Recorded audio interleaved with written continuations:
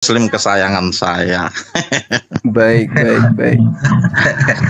Saya sebenarnya tadinya mau debat dengan gurunya Zuma. Kalau Zuma ini udah sering lah saya gaplok.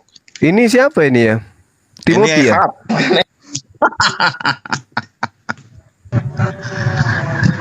Gimana Zuma? Mana gurumu? Biar debat dengan saya dulu. Saya mau bahas satu saja tuh, KAF 80. Kamu kan udah pernah saya gaplok pakai ayat itu. Mana Habib? Kamu anggap mulut kau. Sombong kali. Kamu mau lihat di sini sih, cuma saya gaplok. Bang Broter, kamu tuh harus sopan. Aku ini Yesusnya orang Kalimantan. Kalau kamu pengen ketemu Tuhan, sowan ke rumah aku. Ya, Iya. saya lagi bicara sama si Zuma ini. Zuma, kamu masih mengulang itu KAF 80. Kenapa rupanya? Apa yang Anda ingin tahu di sana? Mau ngajarin saya atau gimana ini? Mau ngajarin saya atau gimana? Enggak, kamu kan sudah pernah saya gaplok dengan ayat itu. Saya pengen debat ayat itu Surah dengan apa? Surah apa? Al-Kahf 80. Kamu lupa ya? Apa? Al-Kahf? Al-Kahf ayat berapa? 80. Al-Kahfi surat 80. Oh. Al-Kahf itu kalau nggak salah ingat hanya sampai ayat 45 kalau Yang salah. tentang itu, aduh, Khidir. Iya. Tentang anak yang dibunuh oleh Khidir itu. Kan kamu masih ingat Zuma, kenapa dia dibunuh padahal dia kan nggak punya salah itu anak itu. Oh gitu ya. Nah, terus apa yang Anda ingin sampaikan terkait dengan ayat itu? Loh, kenapa Khidir membunuh anak itu padahal anak itu belum melakukan kesalahan? Waktu itu kan kamu nggak bisa jawab. Nggak Ustaz Hafiz, jenengan munggah Ustaz Hafiz. Jenengan munggah anu pin kula undang. Kula terima. Ya kalau begitu jawab, kenapa?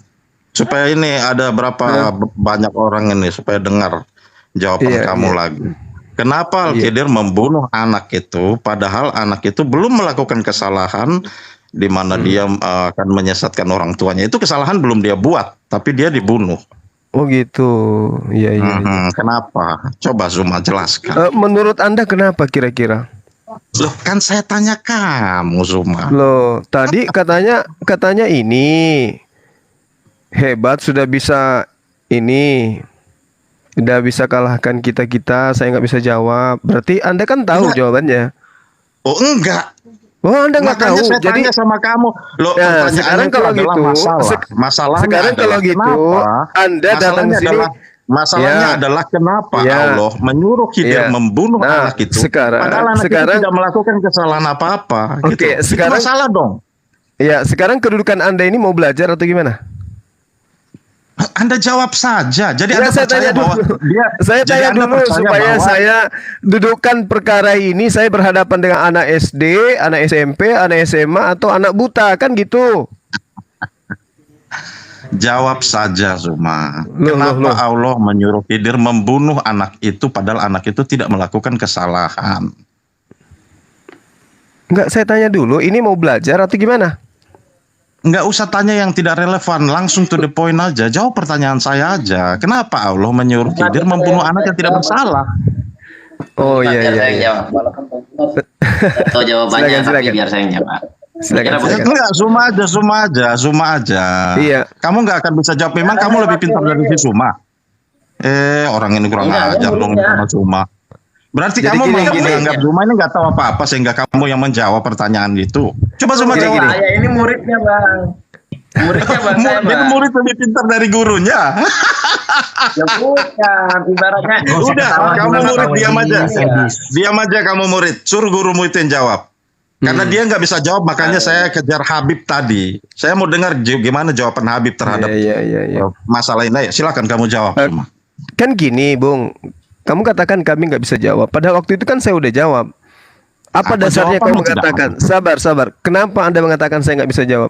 Assalamualaikum. Karena tidak ada jawabannya. Jangan dijawab Bang Cuma dia tidak mengakui dia mau belajar atau apa. Mau menjelaskan atau mau belajar dia. Jangan dijawab. Waktu itu kita habiskan berjam-jam ada 900 orang yang mau belajar. Ada 900 orang yang mau belajar. Waktunya berjam-jam, waktu itu saya menjelaskan kepada kamu. Nah, kenapa sekarang kamu tanyakan lagi? Kenapa? Kenapa kamu tanyakan lagi sekarang? Coba ulangi jawabanmu, Zuma. Enggak, kenapa kamu nggak paham jawaban saya? Tidak, kamu tidak menjawab pertanyaan Saya itu. jawab Sekarang nggak coba mungkin. ulangi jawabanmu. Belum pernah saya temukan penyembah manusia ada pertanyaan yang saya nggak jawab. Kamu Kalau jangan kita sombong jawab di sini. sekarang. Coba Sekarang jawab. saya tanya, kenapa kamu nggak Coba nerima jawaban jawab. saya waktu itu? Kenapa kamu nggak Tidak ada nerima jawaban saya? jawabanmu. Tidak ada jawabanmu. Jawabanmu itu nggak ada. Jadi makanya coba saya Nah, tanya berarti kamu kembali. pendusta. Berarti kamu pendusta. Kamu sama Paulus. Konten saya begitu masih jawab. ada. Kamu sama begitu seperti jawab. Paulus berarti kamu licik. Kalau begitu Berjam-jam jawab. saya jelaskan pemahaman itu kepada kamu. Di antaranya saya terangkan kepada kamu waktu Al-Quran surah Al-Hijr ayat 86. Inna rabbaka huwal halakul alim. Allah itu maha mengetahui. Dan kamu harus tahu, Allah mengetahui. Dengarkan saya. Kamu itu murid. Gak pantas kau berbicara keras di hadapan saya. Paham kau? Bahwa Allah itu mensifati sebagai Khalik, mengetahui apa yang belum terjadi. Tidak seperti Yesus untuk mengetahui kapan musim buah ara aja Yesus nggak tahu. Diam, Oke, diam, saya jawab. diam. Saya Saya ngajarin jawab kamu diam, Tadi Anda diam, klaim bahwa diam, Allah diam, mengetahui segala sesuatu. Dengar dulu, dengar. diam, diam. Tidak bisa, tidak. Saya tidak akan melepaskan apa yang Anda katakan. Apa yang keluar dari mulutmu itu harus Anda pertanggungjawabkan. Ketika Allah berkata bahwa Anda berkata bahwa Allah mengetahui apa yang akan terjadi. Tetapi masalahnya anak yang dibunuh ini dia belum melakukan kesalahan. Ketika Allah dia sudah dibunuh dia tidak tahu, punya masa Allah depan. sudah tahu apa ending dari kehidupannya ketika anak tersebut tidak dilakukan apa yang diperintahkan kepada Nabi Khidir. Kamu di Dia sudah mana melakukan otaknya? kesalahan atau belum? Dia sudah melakukan dosa atau belum? Allah Maha tahu apa yang akan Dia menjadi sudah ending. melakukan dosa atau belum sehingga Kamu dia itu patut dibunuh?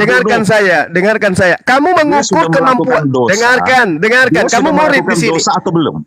Kamu murid di sini. Paham? Kamu murid.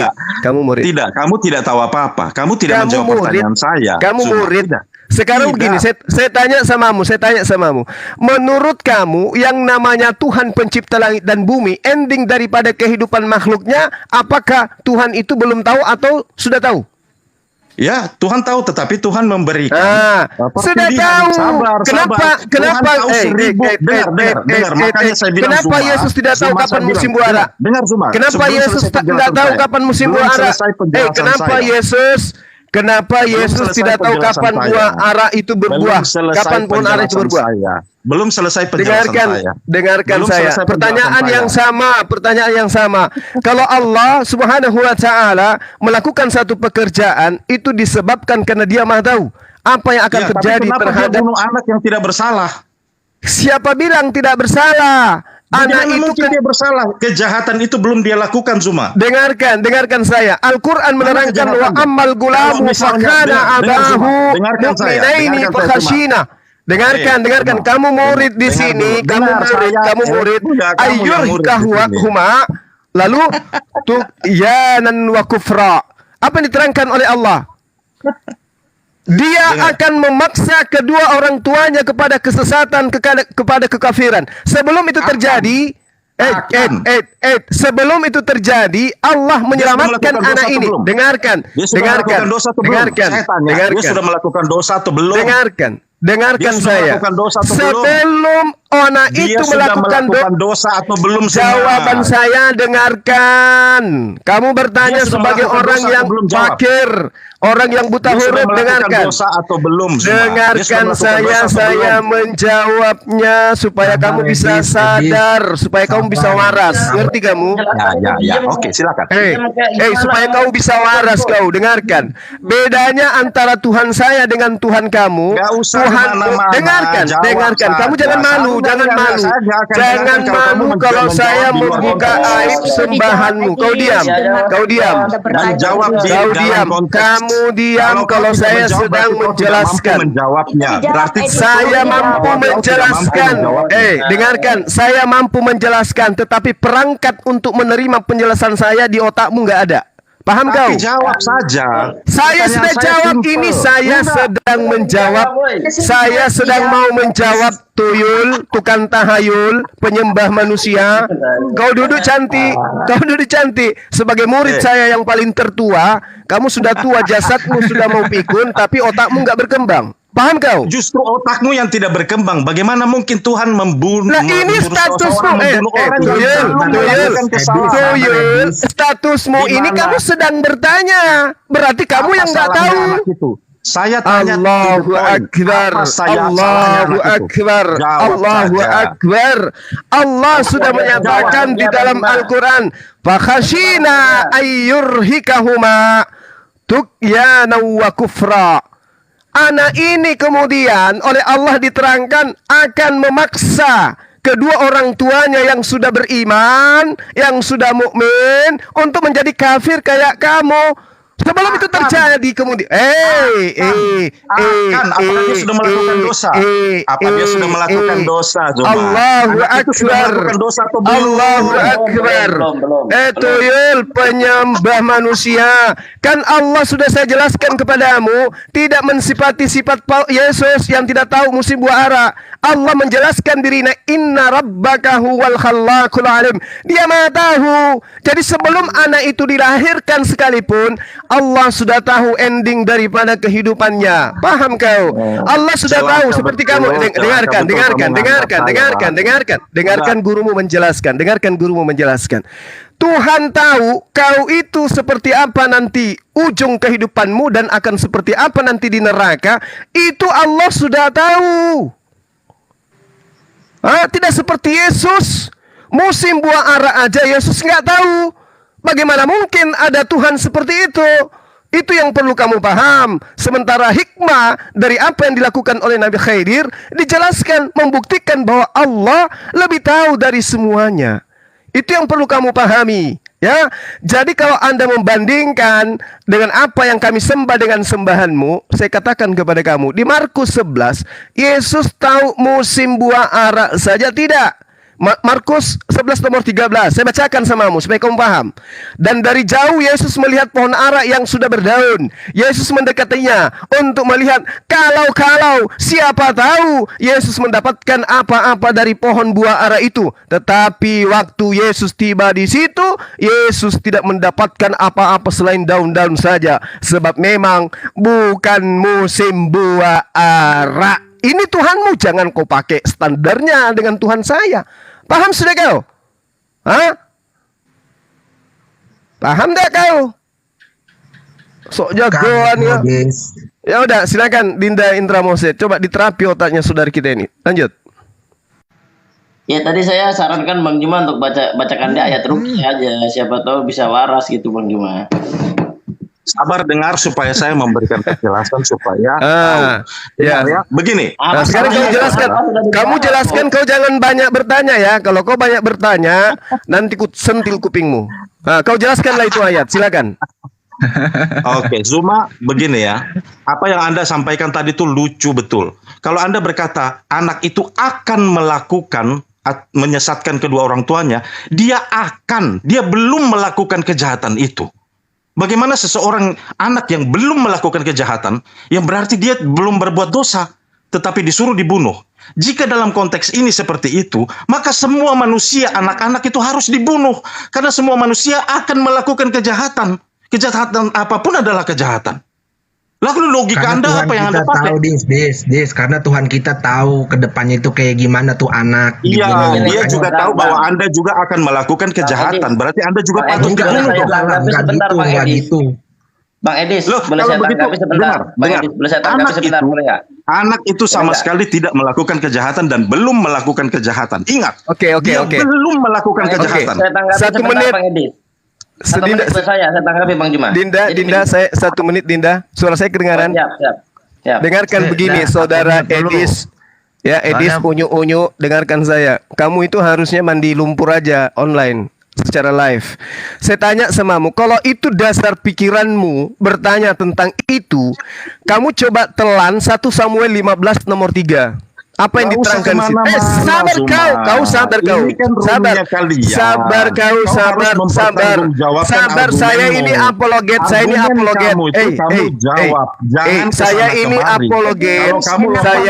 apologet. Ahli di bidang Bible. Oke, Sama ahli saja di Anda bidang Bible. menunjukkan dirimu Saya tidak mampu mengkanter menjawab pertanyaan yang pernyataan simpel. saudara, kenapa dia dibunuh sementara dia belum melakukan dosa? Lihat dalam Jawab, kitab ya. saudara 1 Samuel 15 nomor 3. Dengarkan. Bunuhlah semua laki-laki maupun perempuan, Bukan anak-anak itu. maupun anak-anak yang menyusui. Saya tanya sama kamu, Nggak apa-apa. kenapa anak-anak Nggak yang apa-apa. menyusui ini diperintahkan dibunuh? Kenapa? Kenapa?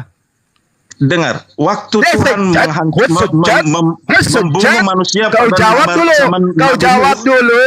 Kalau dengar. tadi Apakah alasannya, Tuhan salah dengar. ketika membunuh manusia di zaman Nabi Kalau Nuh? tadi alasannya perintah dibunuh itu karena dikhawatirkan kelak akan memurtadkan, mengkafirkan kedua orang tuanya yang sudah beriman. Itu alasannya. Sekarang pertanyaan saya di dalam 1 Samuel 15:3, bunuhlah semua laki-laki maupun anak-anak, baik perempuan maupun laki-laki yang baru menyusui.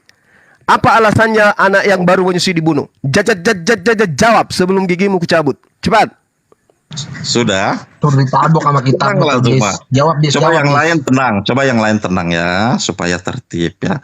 Begini Zuma, Tuhan itu maha kuasa. Ketika Tuhan itu membunuh begitu banyak manusia di zaman Nabi Nuh dengan air bah, apakah dia melakukan hal itu? Apakah itu berdosa? Apa itu salah, Zuma? Tidak kan? Dia memang mempunyai otoritas itu. Tetapi itu Tuyul, ini yang diperintahkan. Dengarkan saya. 1 Samuel 15:3 itu perintah dari Tuhan. Dengarkan. Kamu lucu. Kamu sudah gagap. Jadi pergilah sekarang. Kalahkanlah orang Amalek, tumpaslah segala apa yang ada padanya. Jangan kau biarkan apapun yang bernapas di sana. Bunuhlah semua laki-laki maupun perempuan, yang kanak-kanak maupun yang masih menyusui. Saya tanya samamu, kenapa Tuhan memerintahkan kemudian kepada nabinya untuk membunuh orang-orang Amalek? Jawab. Kau percaya cerita Nuh kan? Yeay. Lain yang gata, lain kau garu, tuyul. Kau hebat bertanya. Ini bukan kaitannya dengan Nuh. Ini tidak ada hubungannya dengan Nuh. Ini perintah kepada Nabi Musa alaihissalam untuk kemudian membunuh semua orang Amalek, baik bayi yang masih menyusui. Pertanyaan saya, kenapa Tuhan kemudian memerintahkan? Kenapa? Karena Kenapa tidak memang apa-apa? bangsa Amalek itu memang disuruh untuk dimusnahkan. Bangsa itu memang harus dimusnahkan. Ini anak-anak Sama belum ada seperti dosa. Tuhan. Sama Tuyul, seperti dia anak-anak memusnahkan ini, manusia di zaman air bah. anak-anak ini belum punya dosa. Anak-anak ini belum punya dosa. Anak-anak ini belum punya dosa. Seperti zaman Nabi Nuh. Anak-anak ini belum punya dosa. Anak yang belum punya dosa pun dimusnahkan Tuhan. Kenapa dimusnahkan? Kenapa? Kenapa dimusnahkan?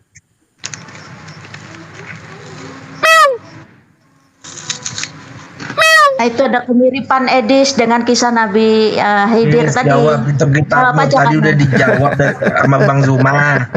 Ya kan? Gantian kau di kitab. Allahu Akbar. Tidak ada perangkat di dalam otakmu yang bisa menerima penjelasan saya. Nggak ada. Susah. Sekarang kenapa anak bayi itu dibunuh? Kenapa anak yang baru menyusui itu diperintahkan dibunuh? Kenapa?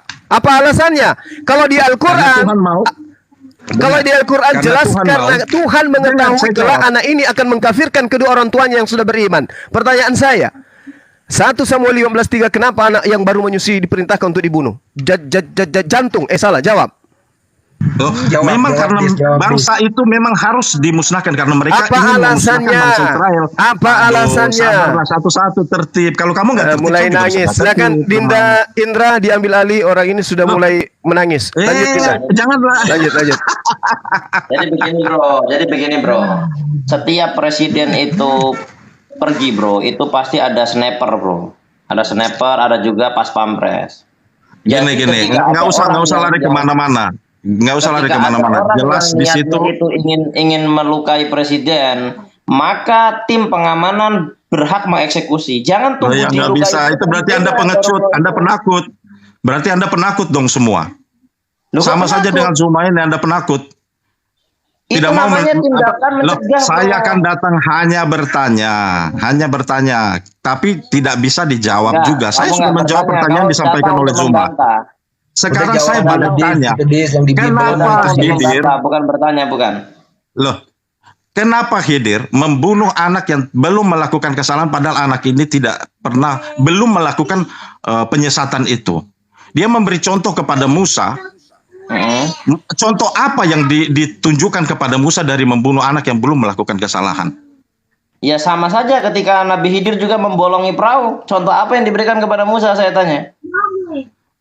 Iya, contoh apa dong? Itu contoh yang bodoh dong. Untuk apa perahu dibolongin?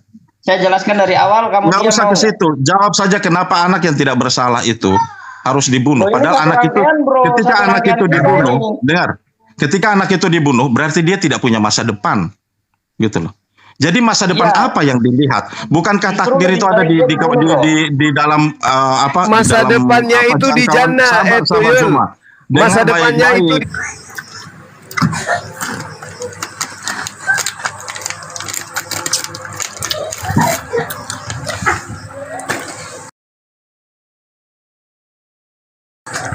Dengan ini saya tanya samamu. Ini anak yang masih menyusui dibunuh kenapa?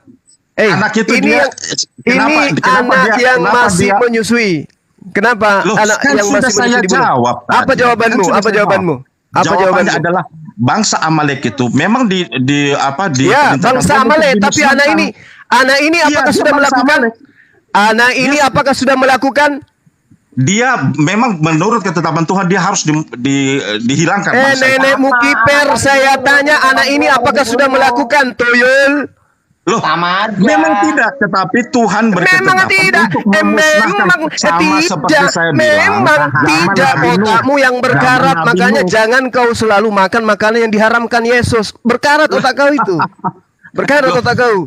Memang tidak katanya. Loh, anak itu belum melakukan dosa. Anak itu belum melakukan dosa. Nabi Nuh. Kenapa Tuhan memusnahkan begitu banyak manusia? Kenapa Tuhan memusnahkan begitu banyak manusia? Satu manusia saja kamu protes. Ternyata Tuhan membunuh semua manusia pada zaman Nuh. Kamu nggak protes. Kenapa nggak protes? Karena Tuhan yang menghendaki. Sekarang kau pandai-pandai karena dosa. Karena dosa. Ya, berdosa ndak anak ini? Dengarkan. Berdosa ndak anak ini ketika dia mengkafirkan kedua orang tuanya? Berdosa. Makanya dibunuh sebelumnya. Nah, ini anak yang menyusui dibunuh kenapa? Ini anak yang menyusui. Ini anak yang menyusui. Kenapa dibunuh? Ini yang anak menyusui. Kenapa dibunuh? Ini yang masih menyusui. Kenapa dibunuh? Bangsa itu harus dimusnahkan. Kenapa bisa dimusnahkan? Apa alasannya? Karena melakukan Apa alasannya? Dosa apa yang dilakukan anak bayi yang menyusui tadi? Dosa apa yang dilakukan? Oleh bangsanya. Dosa apa yang dilakukan anak yang masih menyusui? Dosa apa? Bangsa itu menurut Tuhan harus dimusnahkan. Bangsa dosa itu apa? Dosa apa yang dilakukan anak yang masih menyusui? Dosa apa? Ya, ada anak kecil, bro. Ada. Kesalahannya adalah dia lahir di suku. Siapa yang suruh dia lahir di situ? Apa emang dia minta? Apa dia pernah minta? Ya Tuhan, lahirkan aku dari orang Amalek. Oh ya, dia kan ada. Dia tidak minta, tetapi dia lahir dan bangsa itu harus dimusnahkan. Siapa yang suruh dia lahir di situ? Siapa? Itu bangsa itu harus dimusnahkan. Kenapa kau musnahkan anaknya? Udah. Kamu layak mandi lumpur. Kamu belum layak berdialog dengan saya. Silakan Dinda Indra terapi dari otak kiri. Otak kanannya saya sudah mulai tambal sedikit. Otak kirinya silakan. Ini saya coba jawab ini Bang Juma sedikit. Enggak. Biar saya bicara sebentar. Sabar. Biar saya bicara. Bang Edis. Kalau misalnya Anda berkata begitu, berarti sama saja Anda berkata cerita Nabi Nuh itu salah. Tuhan berbuat salah ketika memusnahkan begitu banyak manusia, termasuk anak-anak kecil. Semua dimusnahkan. Tetapi karena apa? Tuyul yang menyalahkan siapa?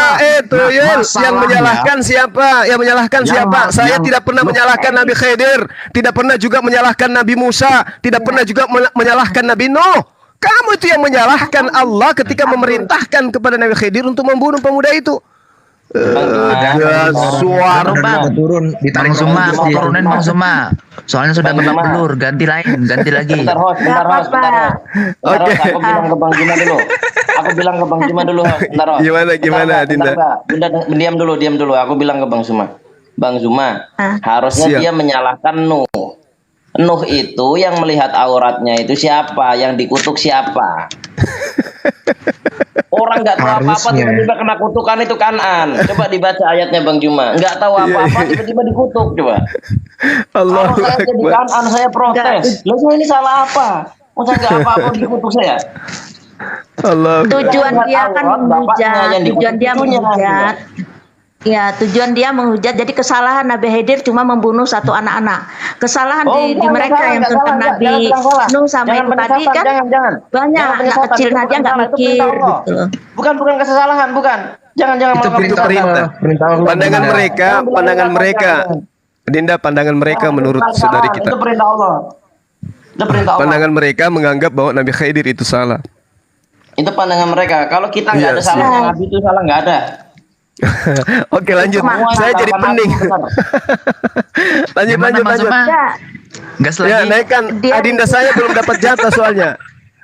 Belum haus juga itu untuk menambal Dia otak-otak ribut yang dengan bocor. bahasa, dia ribut dengan bahasa Oke. Nabi Khidir cuma satu orang loh. Ketika Nabi Iya. Musa atau Nabi Allahu Akbar, itu tadi Masya banyak Allah. dia nggak meributkan, itu lucunya Naikin karena lagi tujuan dia cuma hotelnya, menghujat. naikin. Iya, Jadi ini luruskan giliran otak Dinda sarapnya Indra Mose. Ini jatamu. Saya sudah kenyang barusan. Dalam pandangan Islam itu tidak ada nabi yang salah. Karena Masya Allah. nabi itu Habis itu Ahi Koko lagi Jadi dan tidak dapat Nabi itu jatah maklum, dan ya. juga Bunda. Silakan. Biarin saya luruskan otak-otak sarapnya Gurunda, biarin. Biar saya udah luruskan otak-otak sarap mereka yang pak Iya, iya. laki-laki pada Tepat, kumpul tepat. sini. begini. Wadah. Mana hotel Ini, biar saya saya luruskan tambahkan otak-otaknya nih. dalam Lanjut, keilmuan lanjut. Islam, dalam keilmuan Islam ya. Bentar. Dalam keilmuan Islam tidak ada satu nabi pun berdosa. Nggak ada. Karena nabi itu maksum. Ketika dia mau salah langsung diluruskan sama Allah. Itu namanya maksum. Nah, orang OTM kadang gini nih, Ini dia bilang Muslim gini, atau OTM? berarti Nabi Adam salah itu. Bentar dulu, diam dulu. Itu Nabi Adam salah itu. Dia pernah makan buah yang dilarang. Pada saat Nabi Adam dan Hawa makan buah yang dilarang, beliau belum jadi nabi. Belum. Nanti beliau diturunkan di bumi. Allah turunkan wahyu untuk bertobat. Beliau bertobat baru beliau jadi nabi. Gitu. Jadi nggak ada tuh nabi itu cuma satu kesalahan. Nabi Musa dua kesalahan. Nggak ada, semua nabi itu maksum bersih. Tapi kalau dalam Bible, weh, nabi dosanya ngawur. Ada yang telanjang sambil mabuk. Ya kan, tahu sendiri namanya siapa. Nggak Ada usah yang disebut, mabuk tidur dengan anak perempuan. Ya kan, Bang Zuma tahu pasti. Ada yang lihat perempuan lagi mandi, tiba-tiba diperkosa. Ada juga. Ada juga yang ngajarin perselingkuhannya, Bang ya. Di Amsal 7, 17 sampai 19. Suaminya suruh perang sampai mati. Ya, bayangkan. Terjebak dengan Aku nggak pertanyaan ikut dia campur sendiri. ya. Aku nggak ikut campur. Ya Gurunda Edis tenang terjebak Gurunda. dengan pertanyaan dia sendiri. Ketika jawaban lebih nampol, lebih parah di sebelah pemahaman mereka, dia nggak peduli. Ketika Nabi Khidir menyuruh hanya membunuh satu bayi, mereka banyak bayi. Kok nggak diperhatikan yang banyak itu? Itulah dia. Karena tujuan dia cuma menghujat sebenarnya.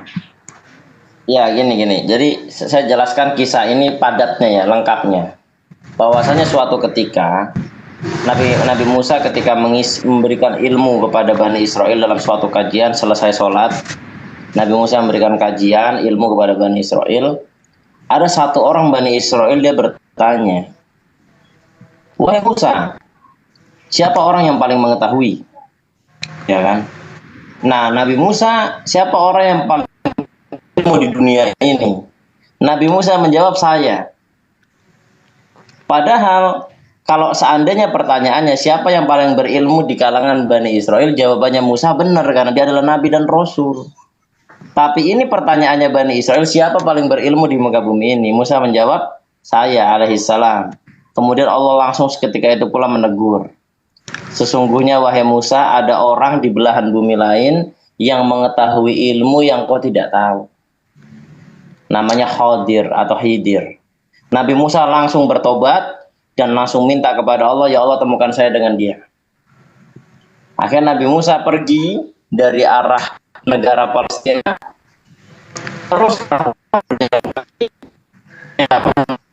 Suaranya putus-putus Bang Indra. Nah, Bang Indra suaranya kapal. putus-putus Beliau Bang ditemani Indra. seorang sahabatnya yang setia. Suaranya putus-putus. Iya Bang Indra. Bener apa enggak? Itu Suaranya bilang Roh Kudus itu pasti Bang Indra. Sapa dulu nih, Bang Gabriel. Selamat malam. enggak gitu. Gabriel. Kita jelaskan dulu padatnya, soalnya ini penyesatan buat umat. Bentar Bang, ini kita jelaskan buat umat soalnya. Nah, ketika Nabi Musa pergi, ya kan, menggunakan sebuah kapal dalam surah Al-Kahfi ya, bersama dengan sahabatnya namanya Yusha bin Nun, yang nanti setelah Nabi Musa dia akan menjadi nabi. Setelah Nabi Musa wafat. Nah, Nabi Musa membawa bekal sebagai makanan. Nah, kemudian Nabi Musa mengatakan bahwa ikan ini akan menjadi penanda lokasinya Khidir, nabi itu.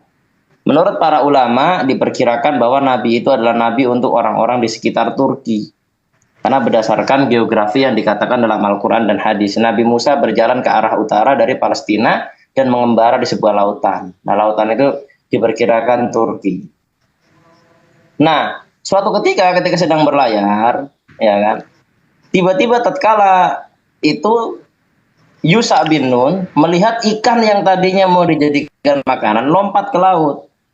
Tapi dia biarin aja lah, karena kita dalam perjalanan takut mengganggu Nabi Musa. Dia jalan, tiba-tiba Nabi Musa lapar. Wahai Yusha bin Nun, saya lapar. Kata Nabi, kita lapar, kita makan dulu. Nah, baru di situ dia ingat, waduh, wahai Nabi Musa, saya lupa.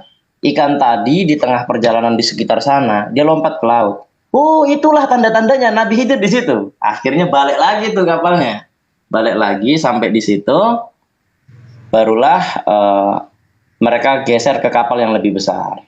Ya, mereka bertemu dengan Nabi Khidir dulu. Pertama bertemu dengan Nabi Khidir, bicara-bicara, Assalamualaikum. Ya, kata Nabi Musa.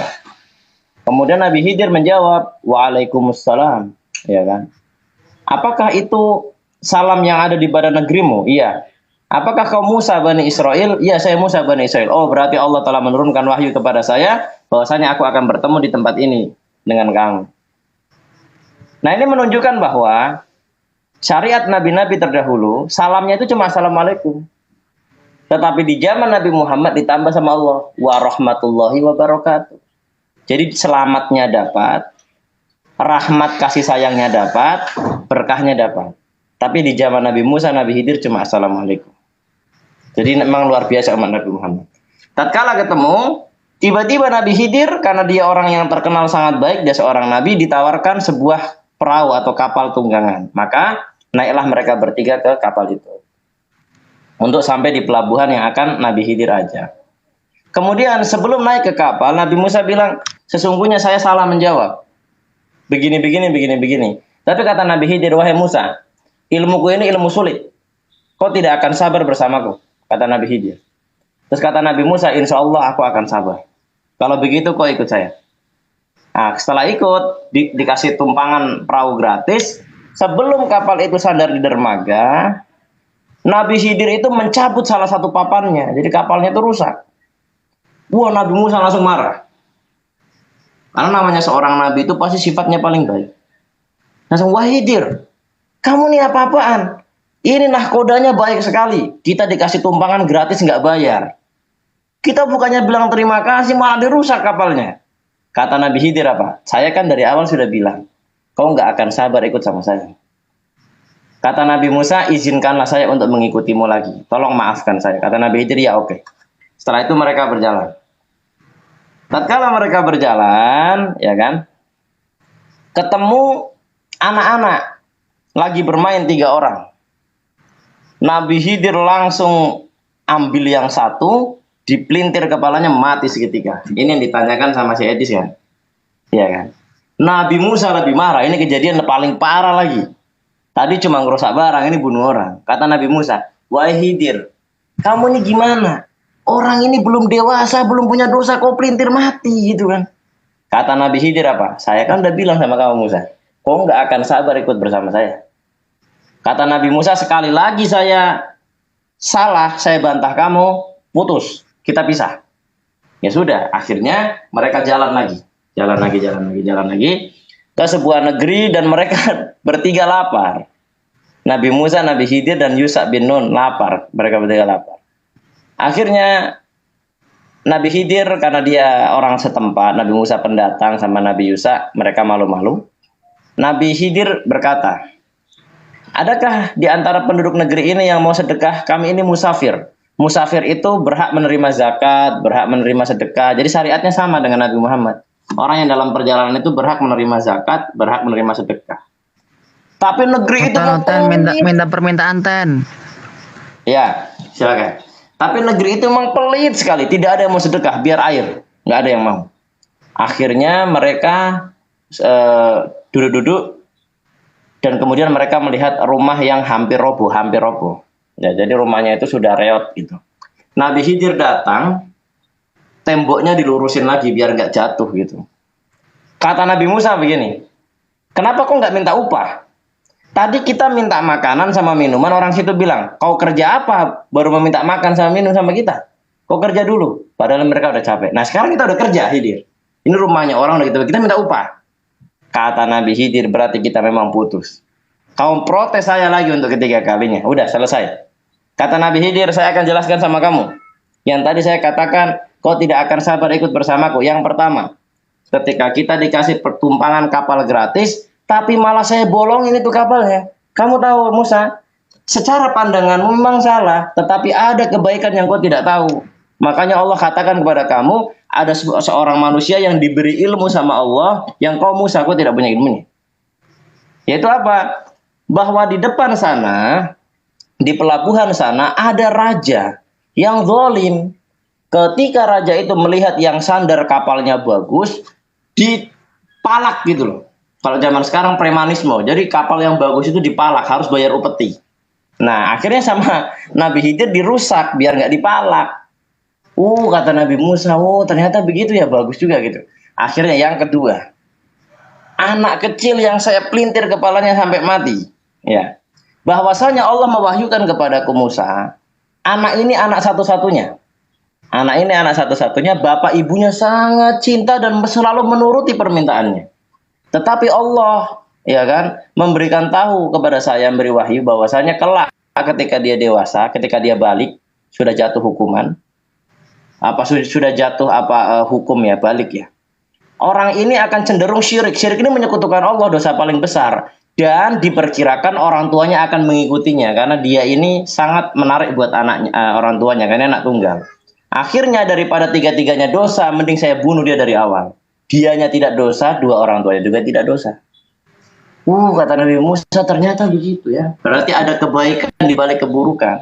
Jadi ada kebaikan yang lebih banyak dari keburukan yang terlihat. Yang ketiga, ada kita sampai sebenarnya orangnya pelit sekali, nggak mau sedekah sama kita. Dia mau ngasih kita makanan dan minuman kalau kita kerja. Padahal kita ini udah capek gitu kan. Nah tetapi kita mendirikan sebuah rumah, kau protes Musa. Kenapa kita nggak minta upah? Itu kau maksudnya benar, karena itu kita punya hak. Tapi ini rumah yang saya dirikan dengan baik ya, adalah rumahnya anak yatim. Di dalamnya ada anak yatim dan di bawah rumah itu ada harta peninggalan ayahnya, warisan. Kalau rumah ini sampai roboh dan anak itu tidak tahu, maka anak ini akan meninggalkan rumahnya, hartanya diambil orang. Makanya saya perbaiki, saya renovasi rumahnya sampai anak ini siap untuk mengelola harta warisannya. Nah, seperti itu. Nah, di dalam akhirnya Nabi Musa paham. Nabi Musa paham bahwasanya maksudnya seperti ini. Jadi yang dijelaskan Bang Juma itu sangat jelas gitu loh. Bahwasanya Allah itu maha mengetahui. Jadi maksudnya orang ini kan belum dosa. Kenapa dibunuh? Nah sekarang bagaimana dengan orang-orang Amalek? Nah bayi yang lagi menyusu dibunuh. Dan itu bukan satu orang bro. Karena ini kita bicara bangsa bro. Kita bicara bangsa. Makanya hari ini udah nggak ada orang Amalek bro. Udah punah. Karena apa? Genosida. Genosida Bibelnya si Edis tadi. Kurang lebihnya begitu. Jadi itu jelasnya seperti itu. Apa yang Bang Suma katakan itu benar. Benar sekali. Tidak ada yang keliru. Cuman orang ini itu memang mau cari masalah. Jadi kurang lebihnya gitu ya Bang. Cuma mohon maaf jika ada yang salah. Ya Oten yang sarapnya belum pada lurus, bani-bani Paulus ya naik ke atas. Ayo saudaraku naik. Yang mana ini otennya? Nggak ada yang minta otennya. Anu ciut mentalnya ini. Allahu Akbar, Sama materinya hostnya luar biasa aja. Dinda. Allahu Hostnya Akbar, kelas Masya Allah. kelas prajurit. Nampol begini ya. nampol jawaban Bahkan begini. Ustadz Juma tadi. Nampol sekali. Bahkan kalau kita lihat Nampol. hadisnya ini secara panjang di dalam ini sebenarnya kan untuk menafsirkan Al-Qur'an surah Al-Kahfi yang bab ini kan tafsirannya ada di hadis Bukhari. Kalau di hadis Bukhari Nabi Muhammad berkata begini, semoga Allah mengampuni Musa sebagaimana Allah telah mengampuni Hajar, ibunya bangsa Arab. Loh kenapa? Kata para sahabat. Karena seandainya Musa tidak protes kepada Nabi Khidir, maka akan banyak ilmu yang kita dapatkan. Bukan cuma 3. Dan surah Al-Kahfi akan lebih panjang daripada yang ada itu. Tetapi karena Musa protes, akhirnya cukup 3 saja ilmu. Cukup 3 saja. Makanya di antara kaidah kita kalau ikut pengajian, kalau ada orang yang lebih tahu dari kita, jangan dipotong. Kenapa? Itu menjadi penyebab adanya ilmu yang sampai kepada kita harusnya sampai nggak sampai. Gara-gara Allahu Akbar, ini Allahu kaidah. Akbar. Kaidah. Makanya tadi saya Habib bicara saya biarin karena saya tahu beliau lebih bagus. Walaupun saya nggak dinaikin nggak apa-apa karena memang antriannya panjang gitu. Yang kedua, kenapa sebagaimana Allah mengampuni Hajar? Jadi begini teman-teman, ternyata dalam hadis Bukhari dan Muslim, ketika Nabi Ismail dengan tendangan kakinya itu memunculkan sumur Zam-Zam. Bukan memunculkan, sumur Zam-Zam yang tadinya tertutup batu dengan tendangan kaki bayi bisa terbuka. Ini mukjizat luar biasa ya. Bagaimana kuatnya bayi itu gitu kan. Nah sebenarnya sumur Zam-Zam itu mata air teman-teman. Jadi harusnya sumur Zam-Zam ini bukan menjadi sumur, harusnya menjadi sungai. Tapi karena Hajar itu pikirannya gini, tadi saya sudah lari-lari dari sofa ke Marwah, cuma dapatnya apa? Fata Morgana. Kira-kira kayaknya ada air, padahal nggak ada. Sekarang ada air, kenapa saya nggak bendung gitu, biar nggak lari kemana-mana. Nah karena dibendung sama Siti Hajar, jadinya sumur. Padahal dia harusnya menjadi sungai. Kalau Kejadian 21 itu Dinda. Kejadian 21 14 nomor 21 itu lengkap nubuatan tentang sumur Zam-Zam.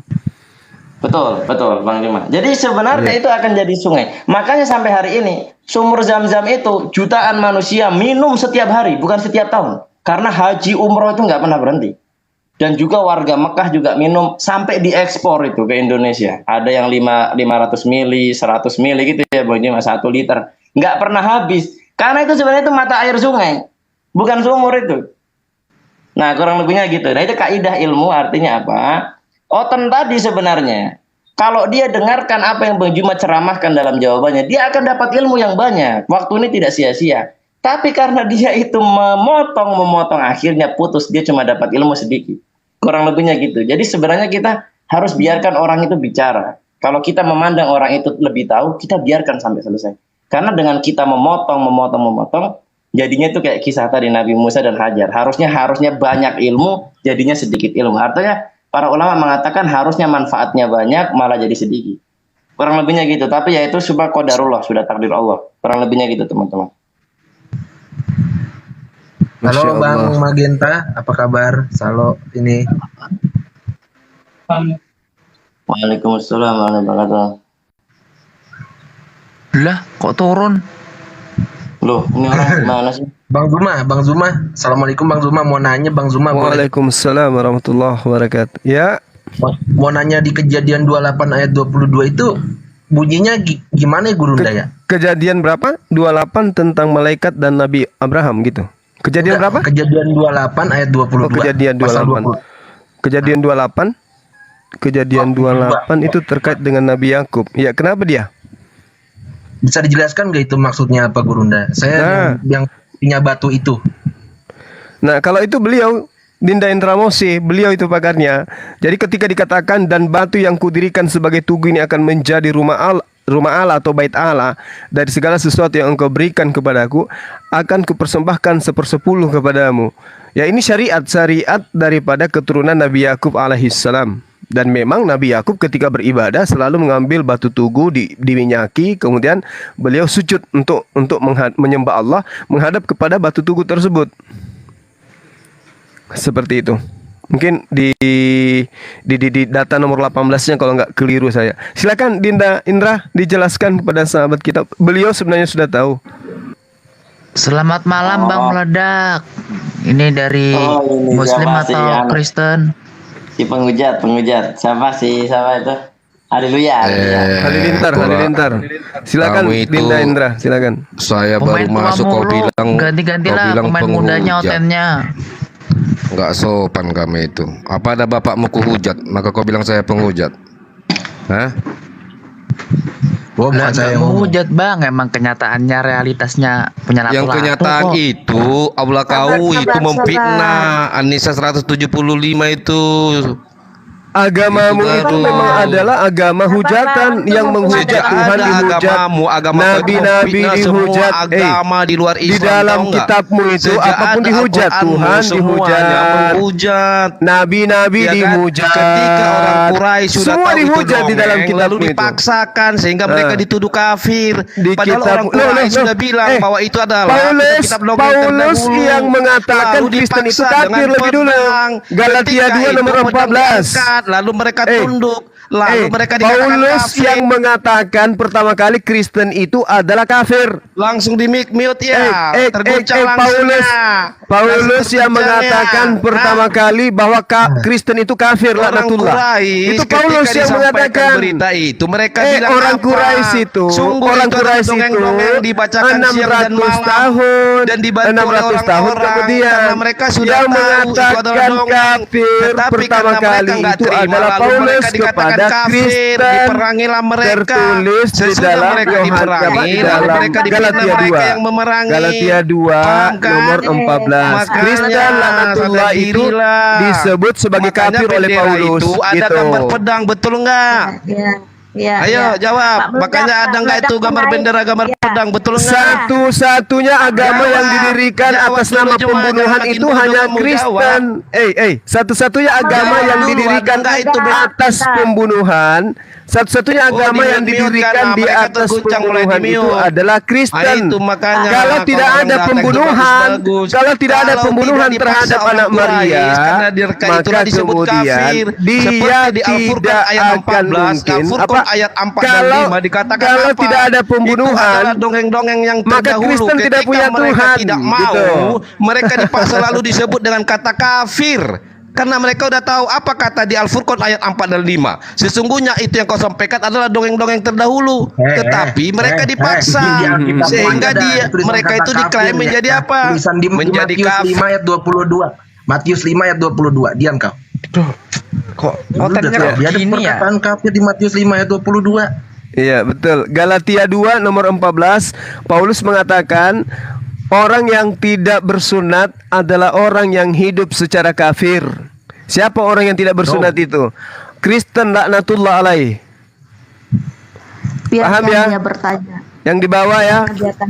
Yang di bawah Kalau dengarkan. jangan dibilang, Yang jangan di bawah langsung dengarkan. main kick. Dengarkan Galatia Makanya 2 kalian nomor tuh di kaum Matius sendiri kan tuh 14. terguncang. Orang-orang Makanya yang itu tidak jago kandang bersunat kalian. itu adalah laknatullah Kalau alaih. hanya Mereka karena itu sunat adalah ada orang kafir. keselamatan, enak dong. Bukan masalah sunat ada keselamatan, Tuyul. Masalahnya Paulus mengatakan orang-orang yang tidak bersunat adalah orang yang hidup secara kafir. Kemana orang kafir itu pergi? Kata Yesus di dalam Matius 23 nomor 15, orang-orang kafir itu di dalam neraka. Itu kata Yesus. Jadi kamu harus belajar itu.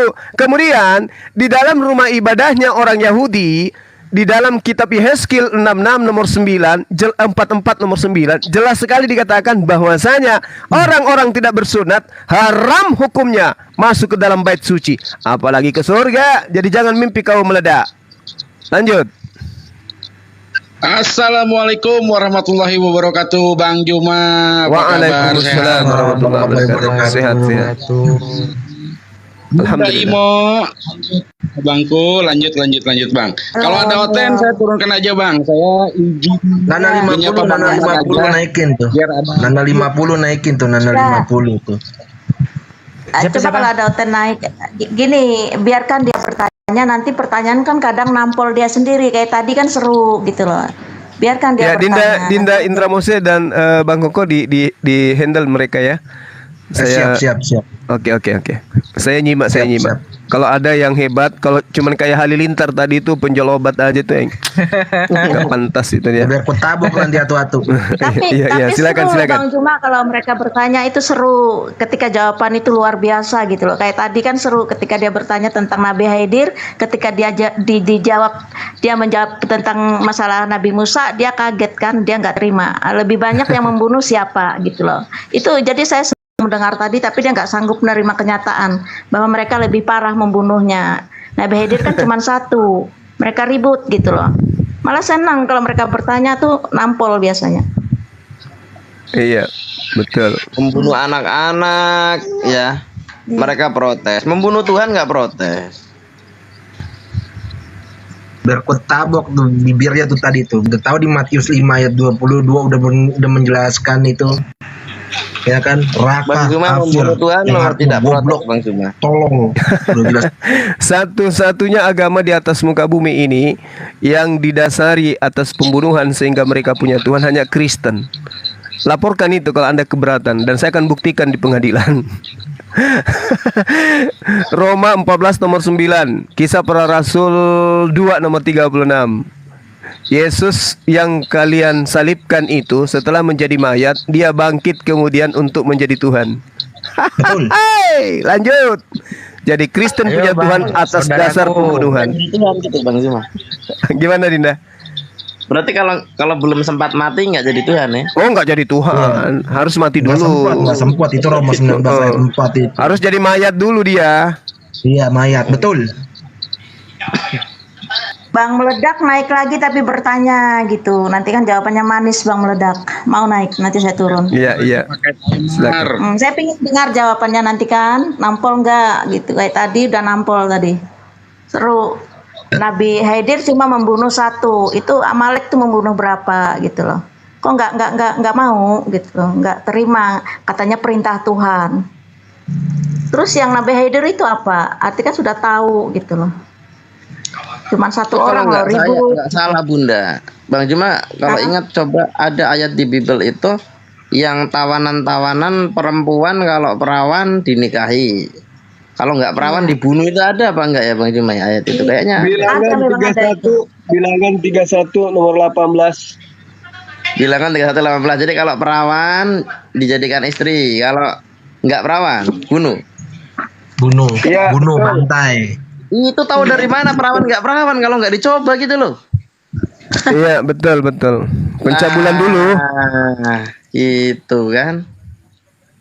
Lagian juga kenapa mereka tidak memperhatikan? Mereka ini semua adalah pembangkang Yesus. Kenapa saya katakan mereka ini pembangkang? Kan jelas kitabnya, bunuhlah semua seteruku yang tidak mau menjadikan aku sebagai raja. Itu kan perintah Yesus itu. Kenapa mereka tidak perhatikan? Karena sejatinya mereka bukan pengikut. Mereka itu adalah pentuhan. Jelas-jelas kok perintah Yesusnya. Mana 50? Bunuhlah siapapun yang tidak mau menjadikan aku sebagai raja. Yo, Nana naik, Nana. Iya, naik. Atau ini bless bagus juga Sebenarnya nih. ya, kalau kita bicara Yesus itu kan di kitab Syarus Salikin ada juga tuh keterangannya. Jadi martabat alam arwah ya. Jadi hakikat Yesus itu Nabi Muhammad. Nah, itulah rahasia Nabi kita tuh kenapa pangkatnya Sayyidul Anbiya wal Mursalin, Sayyidul Wujud wa Imamul Maujud. Rajanya, nabinya para nabi, rasulnya para rasul. Rajanya para nabi, Bang. Pemimpinnya para nabi. Sultanul Anbiya, Bang. Rajanya para nabi. Sultanul Anbiya. Jadi hakikatul Ali Imran, Muhammad. Ali Imran ayat 81 ya kalau nggak salah ya. Allah melakukan perjanjian agung dengan para nabi di praeksistensi. Apakah kalian bersaksi? Manusia paling tampan Nabi Muhammad. Ya yang Allah, paling banyak mujizatnya Sayyidul Wujud, pimpinan alam semesta. As-Sadiqul Masduq, ya, orang yang benar di antara yang paling benar. Coba bayangkan.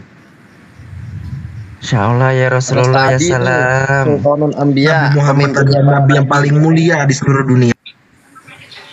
Iya, Bang. Ya, jadi kan kalau dikuliti ya rahasia wa asyhadu anna Muhammadar Rasulullah. Umatnya paling banyak Nabi Muhammad. Ayo. Kitabnya terjaga, Nabi Muhammad, yang lain tidak. Ini Ya, kalau betul itu, betul. Betul. Nabi yang paling banyak umatnya itu Nabi Muhammad SAW. Kristen ini kan bukan umatnya Yesus.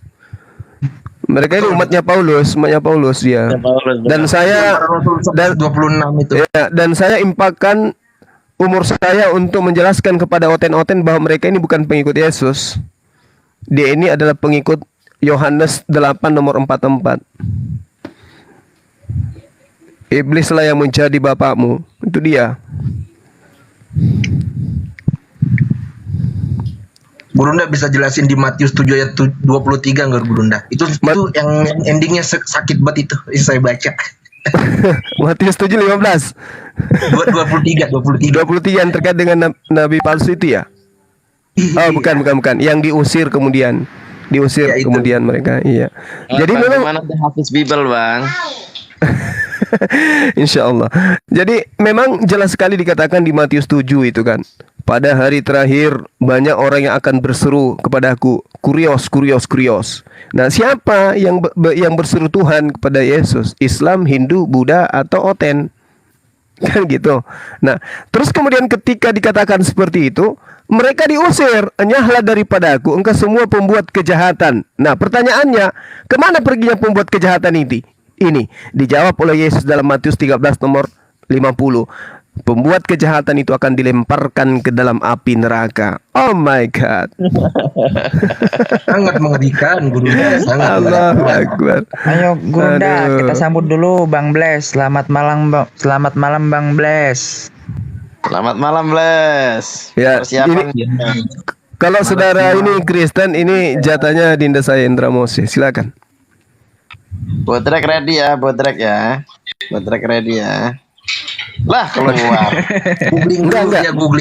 Googling dulu dia.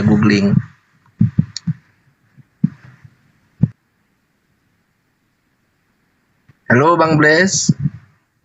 Piye kabarin yang ape? Halo Tuhan, api-api wae. Monggo Bang Bless, dipersilakan. Silakan Bless. Host harus cepat tanggap, jangan sampai kuota penonton habis sia-sia ya.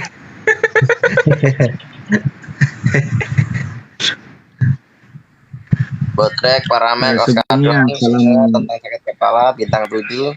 Salam sehat bagi kita semuanya ya. Nah, jadi saya mengakui saya suka dengan sesuatu yang saya lihat dan saya dengar, saya pahami, saya pelajari, dan saya bila itu baik, saya katakan baik. Artinya kejujuran itu sangat saya tinggikan dalam prinsip hidup saya.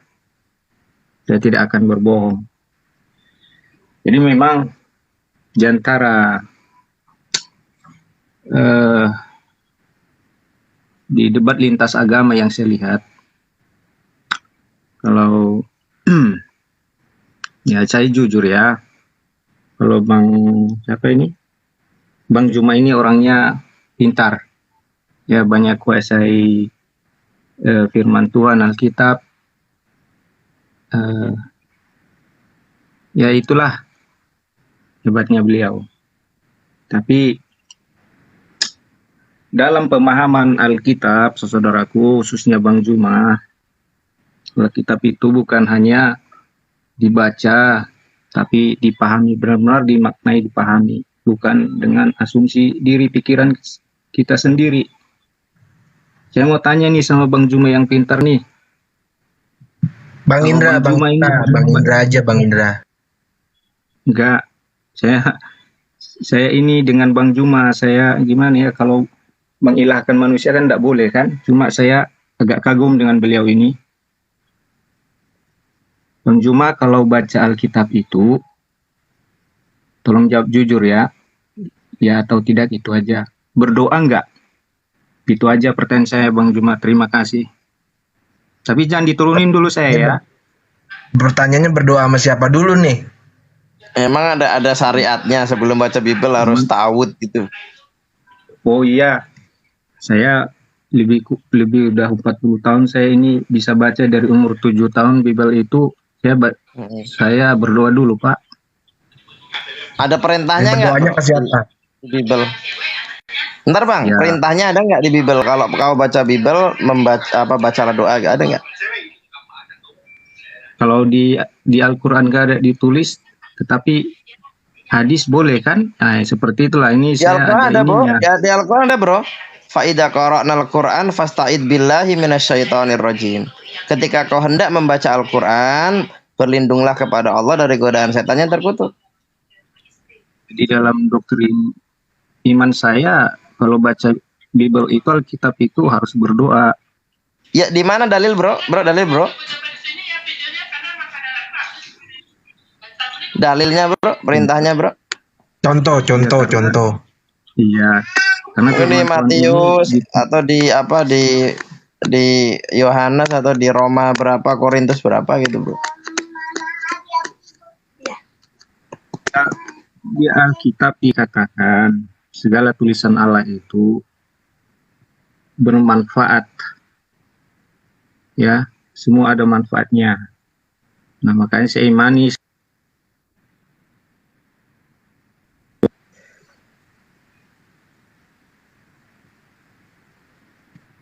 Lalu? Iya, saya ketika baca Alkitab, mau satu ayat, mau satu pasal, satu perikop, saya berdoa dulu. Itu iman saya. Karena bagi saya ini adalah firman Tuhan ini tidak akan bisa saya pahami kalau nggak saya minta tuntunan dari Dia supaya saya paham. Karena Alkitab ini bukan seperti buku majalah atau buku-buku biasa yang dibaca gitu aja udah gitu. Iya ya. Itu doanya gimana bro? Doanya gimana bang? Kasih contoh bang. Iya bro, doanya bro. Saya berdoa supaya saya dikasih penerangan tentang firman Tuhan ini supaya saya jangan salah mengartikannya gitu. Oh, doanya gitu biar firmannya nggak salah. Yang firman yang benar yang mana bro? Iya, biar jangan firmannya nggak salah, biar jangan saya salah menafsirkan firman yang saya baca begitu. Nah, LAI aja nerjemahkan salah bro. Gimana kamu mau benar bro? Apanya yang salah? LAI banyak salah terjemahan bro. Itu saudara berasumsi demikian. Enggak, nyata bro. Nyatanya di mana? Buktinya saya tidak pernah salah ketika saya ini. Kontradiksinya banyak bang. Oh, berarti abang membaca dari bahasa Ibrani dan Indonesia bro ya? Makanya Anda yakin tidak salah ya? Tidak, jangan saya giring di dalam bahasa yang lain. Saya hanya baca Alkitab ini versi bahasa daerah. Ini jarang sih, jujur ya. Saya jarang, mungkin sekali bahasa Inggris, New King James Version. Bahasa Indonesia lah yang paling ini sehari-harinya.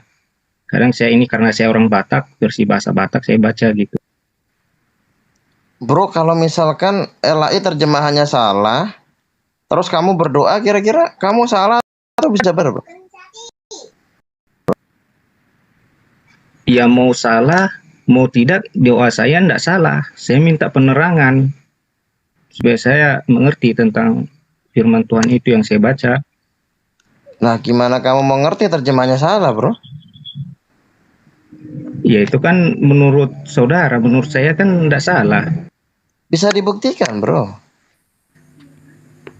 Dinda Indra, kasih 1 Korintus 11 nomor 1 Dinda, supaya dia tahu bahwa LAI itu salah fatal. Saya tidak hafal Bang Juma. Oh ya, sorry. Jadi sedikit ya. Mohon izin ya. Jadi gini Bung, di dalam bahasa Yunani 1 Korintus 11 nomor 1 itu diterangkan memitai genese katos kago Kristau. Apa kata Paulus di sana? Kalau di LAI di kitab saudara, kamu teladanilah aku. Jadikanlah aku sebagai teladanmu, sebagaimana aku meneladani Yesus Kristus. Padahal original teksnya tidak begitu. Jadilah teladanku sebagaimana saya juga ini Kristus. Paulus mengaku juga dirinya sebagai Kristus. Geneste katos kago Kristau. Itu original teksnya sesuai dengan manuskrip. Tapi Lembaga Kitab Indonesia mengatakan sebagaimana aku juga meneladani Yesus Kristus. Padahal aslinya tidak seperti itu. Sebagaimana saya juga Kristus. Itu bang. Sama enggak tuh? Teladanilah aku sebagaimana aku meneladani Yesus Kristus. Itu terjemahan lain. Padahal kau harus menjadi teladan. Aku harus kau jadikan teladanmu sebab aku juga Kristus. Sama nggak tuh? Beda, Bung. Aman Bang Juma udah doa, Bang. Dia sudah doa. Oke, lanjut. Ayatnya di mana? Silakan Koko, mungkin mau ditambahkan Kok. Enggak, Bang Juma di mana ayatnya tadi? Dia mau cek Bang Juma ayat di mana tadi katanya Bang? Bang Juma di mana ayatnya tadi? Oh, sorry, termute. 1 Korintus 11 nomor 1, Bang. 1 Korintus 11 nomor 1. Ya. Memete genesto katos kago Kristo. Coba Anda lihat versi lainnya. Sama nggak tuh dengan original teksnya? Saya baca dulu ya, 1 Korintus pasal 11. Ya, nomor 1. Sama nggak tuh Bang? Ya, sabar ya. Jadilah pengikutku, sama seperti aku juga menjadi pengikut Kristus. Padahal original teksnya enggak gitu. Original teksnya mengatakan jadilah pengikutku sebagaimana saya juga Kristus. Beda jauh ya. Beda. Itulah perlunya kita belajar original teks. Oke, teks aslinya tadi gimana Bang Juma? Katos kago Kristau. Memetai geneste katos kago Kristo. Anda lihat aja di 3 kata terakhir dari kata itu. Apa dikatakan? Katos kago Kristo. Sebagaimana kago, saya ini juga Kristo, Kristus. Paulus mengaku dia juga Kristus. Betul nggak? Coba Anda lihat dalam original teks. Aslinya. Yes, bahasa Yunani. Teksnya begini. Nah, kalau di sini jadilah pengikutku, ini ke Paulus ini bilang ya. Iya, betul. Sama seperti aku, Paulus juga ya. Iya. Aku Paulus juga menjadi pengikut Kristus. Nah, itu salah. Salah terjemahannya itu. Yang benar, jadilah pengikutku sebagaimana aku juga Kristus. Oh, jadilah pengikutku sebagaimana aku juga Kristus. Katos kago Kristau. Sebagai mana aku juga Kristus. Yes. Kago itu merujuk kepada si yang berbicara. Yang berbicara di situ adalah Paulus. Ya. Bukan Yesus ya. Bukan. Iya, bukan, saya paham. Nah, baik. Besok apa yang dikatakan oleh Yesus, Bung? Apa yang dikatakan oleh Yesus? Waspadalah ketika ada orang yang berkata kepadamu, ada Mesias di sini, ada Mesias di sana. Jangan kau percaya. Coba Anda baca di dalam Lukas 21. Nomor 8 sampai nomor 12. Anda akan temukan di situ bahwa nubuatan Yesus, sabar. Bahwa nubuatan Yesus kepada murid-muridnya akan muncul penyesat yang akan mengaku sebagai Yesus. Ini dia. Oke. Katos kago Kristau, sebab aku juga adalah Kristus. Coba Anda buka di Lukas 21, Bung. Data 8 sampai nomor 12. Anda akan temukan nubuat. Ya, silakan. Maaf, saya jujur ya. Saya memang tidak terlalu ini dengan bahasa ini kan. Bahasa aslinya ini perjanjian baru ini kan Yunani nih. Iya. Tapi ada yang saya percaya dan saya akan belajar bahasa asli di dalam 1 Korintus 11 nomor 1. Ayat 1. Nah, mudah-mudahan ini benar. Tapi jika Bang Juma berasumsi sendiri, ya berarti saya penyesat. Penyesat berarti. Iya. Tapi kalau saya benar, berarti saya membawa terang buat kalian. Kan gitu. Amin, haleluya, alhamdulillah. Nah baik, diaminkan, diaminkan kagak Gurunda tuh. Iya, saya kan orangnya suka dengan ini, jujur. Saya kalau nggak suka saya bohong. Kemudian tadi Bang Juma bilang mana? Ayatnya, Lukas 21. Lukas 21, Bang. Lukas 21 ayat 8 sampai ayat 12. Nomor ayat 12. Lukas 21. Iya, sampai data di nomor 12-nya. Ini nubuatan Yesus. Yesus mewanti-wanti kepada muridnya yang asli. Ini belum ada Kristen, belum ada Paulus di sini. Waspadalah supaya kamu jangan disesatkan, sebab banyak orang yang akan datang dengan memakai namaku dan berkata, akulah dia, dan saatnya sudah dekat. Jangan kamu mengikuti mereka. Oke, kembali kepada yang tadi. Lukas 21 nomor 8. Lukas 21, Bang. Iya, Lukas 21 ayatnya 8. Lukas 21 ayat 8 sampai 12. Itu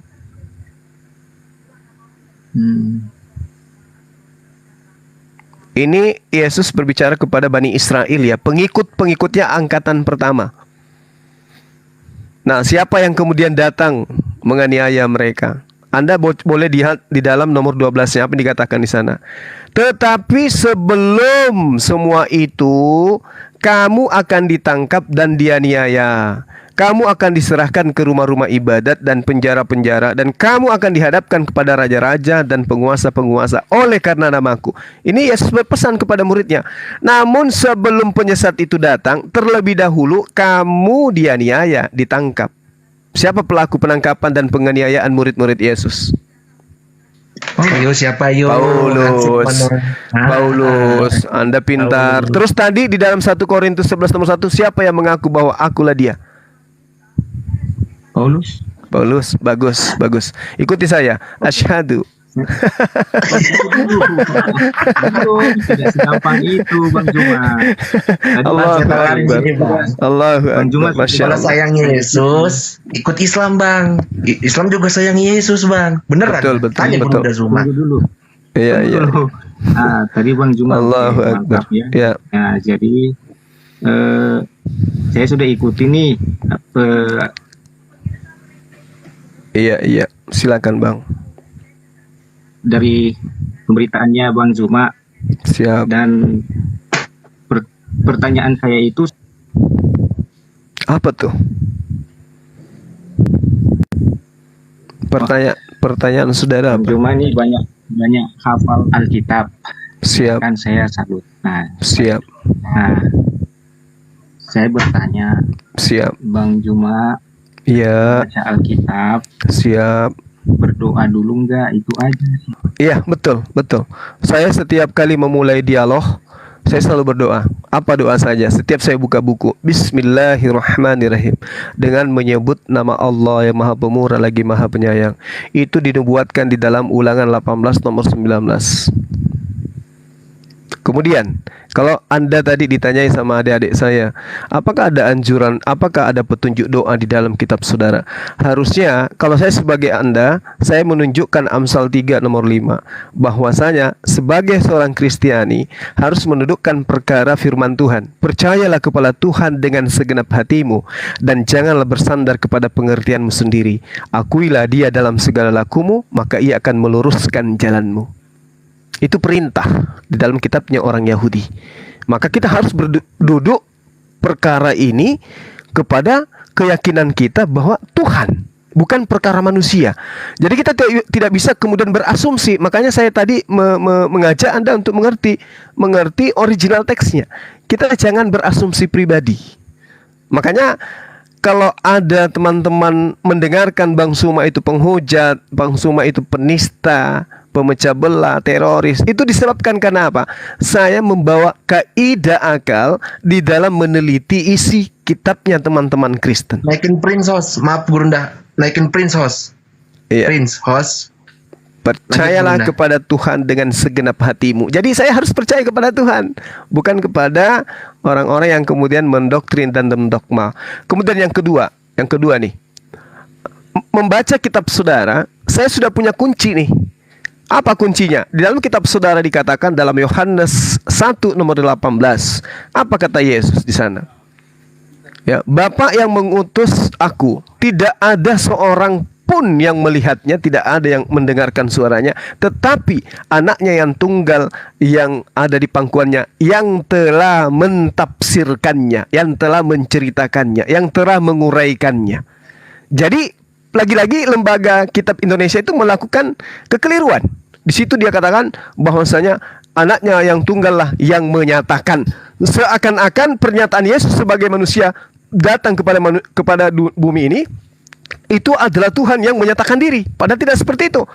Exegomai itu artinya adalah mentafsirkan atau menceritakan. Jadi Yesus datang kepada Bani Israel untuk mentafsirkan seperti apa Tuhan itu. Maka Yesus menjelaskan hidup kekal itu adalah mereka mengenal Engkau satu-satunya Tuhan yang benar. Engkau ada di surga, Engkau tidak bisa dilihat, Engkau tidak bisa didengar. Itu jelas. Jadi siapa Tuhan? Menurut Yesus, dialah yang menceritakan Tuhan itu. Nah, kita kemudian di dalam Amsal 3 nomor 5 harus duduk memperkarakan satu masalah dalam kitab suci yang dianggap sebagai kitab yang suci kepada firman Tuhannya, bukan kepada penafsiran-penafsiran kita, tetapi pernyataan-pernyataan Tuhan yang kemudian dinuzulkan melalui perantaraan nabi. Lukas, Markus, Matius, Yohanes bukan nabi. Dia hanyalah penulis. Ya, dia penulis, kalau saya bahasakan dia adalah wartawan yang menyusun cerita setelah dia melakukan penyelidikan. Anda boleh lihat dalam Lukas 1 nomor 1 sampai nomor 4. Jadi tulisan yang kemudian dituliskan oleh Lukas dalam Kisah Para Rasul itu semua adalah hasil penyelidikan, bukan firman Tuhan. Contoh misalnya dalam Markus 3 ya, nomor 23. Ketika berbicara tentang silsilah Yesus, menurut anggapan orang, dia adalah anak Yusuf, anak Eli. Ini anggapan orang, berarti bukan firman Tuhan. Jadi yang dituliskan silsilah Yesus itu bukan firman Tuhan itu. Itu menurut anggapan orang Yesus itu adalah anak Yusuf, anak Eli. Oh, sebut sama anak Manat, anak ini, sampai kepada anak Abraham. Itu bukan firman Tuhan itu. Sama ketika dalam Yohanes 7 nomor 49, Yesus mengatakan, benarlah pepatah yang berkata, yang mengatakan. Nah, siapa yang menuai? Kan gitu. Itu artinya, itu bukan firman Tuhan, tetapi peribahasa yang dikutip oleh Yesus. Seperti itu, Bung. Jadi, berbicara mengenai pemahaman terhadap Bible, apakah berdoa? Saya berdoa. Karena di dalam Islam, apapun yang kita lakukan dimulai dengan basmalah, dengan menyebut nama Allah yang Maha Pemurah lagi Maha Penyayang. Seperti itu, Bang. Silakan yang lain dilanjut. Akhi Kokoh, antum luar biasa. Fadal, Bunda Imo dan host saya yang cakep ini. Silakan, saya monitor lagi. Mata tinggal 1 watt ini kayaknya. Lanjut. Silakan. Tidur ini hostnya ini Gurunda. Silakan dikawal saudara kita Bless ini. Insya Allah kalau beliau mengedepankan apa yang diperintahkan Yesus dalam Matius 23 yang dikatakan bahwasanya kasihi Tuhanmu dengan akal budimu, insya Allah dia akan sampai kepada hidayah. Silakan. Iya, baik Bang Bless. Nah, Bang cuma mau turun ini kayaknya ini. Jadi kurang seru. Ya gimana Bang? Aku ngantuk Bang. Iya. Ya udah gini aja Gurunda mohon maaf Gurunda.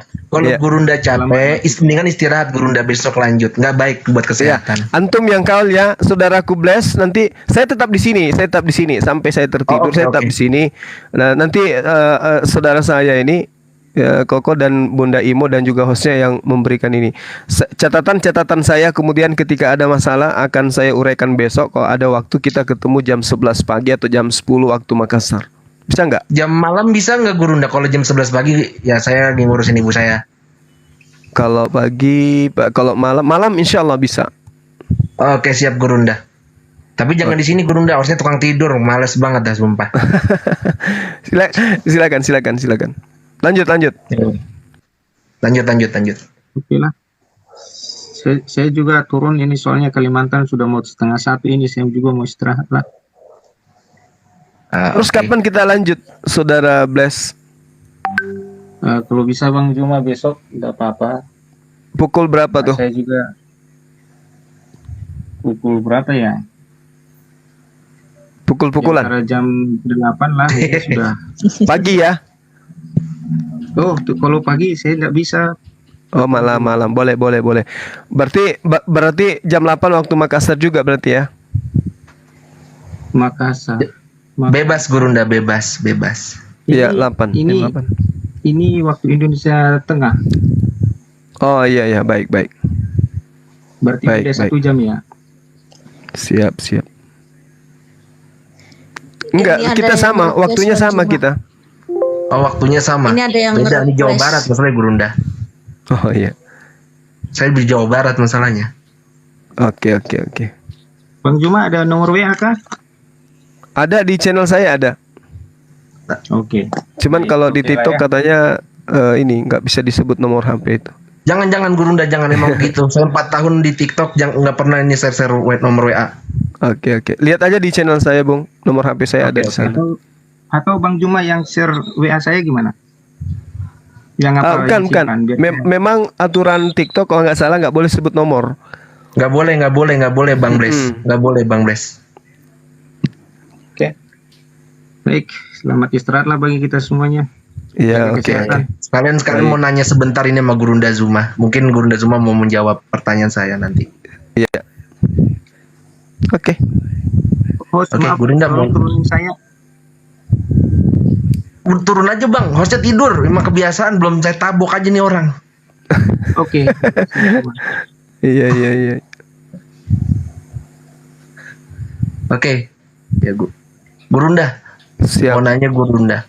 Iya. Itu di Yohanes 13 ayat 13 itu kan pada dasarnya itu kan dalam Iya. beda arti itu gimana sih Gurunda teks originalnya yang sebenarnya Gurunda Yohanes 13 ayat 13 itu? Yohanes 13. Jadi engkau menyebut aku guru dan Tuhan. Tuhan di situ bukan Theos.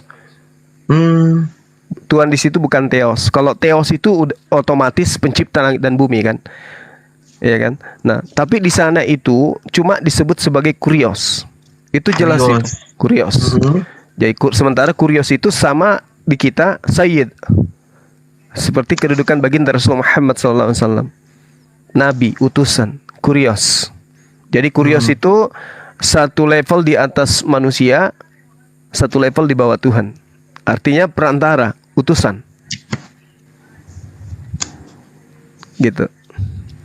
Gurunda, emang kita harus mengimani Yesus kah Gurunda? Walaupun ini beda nama doang Gurunda.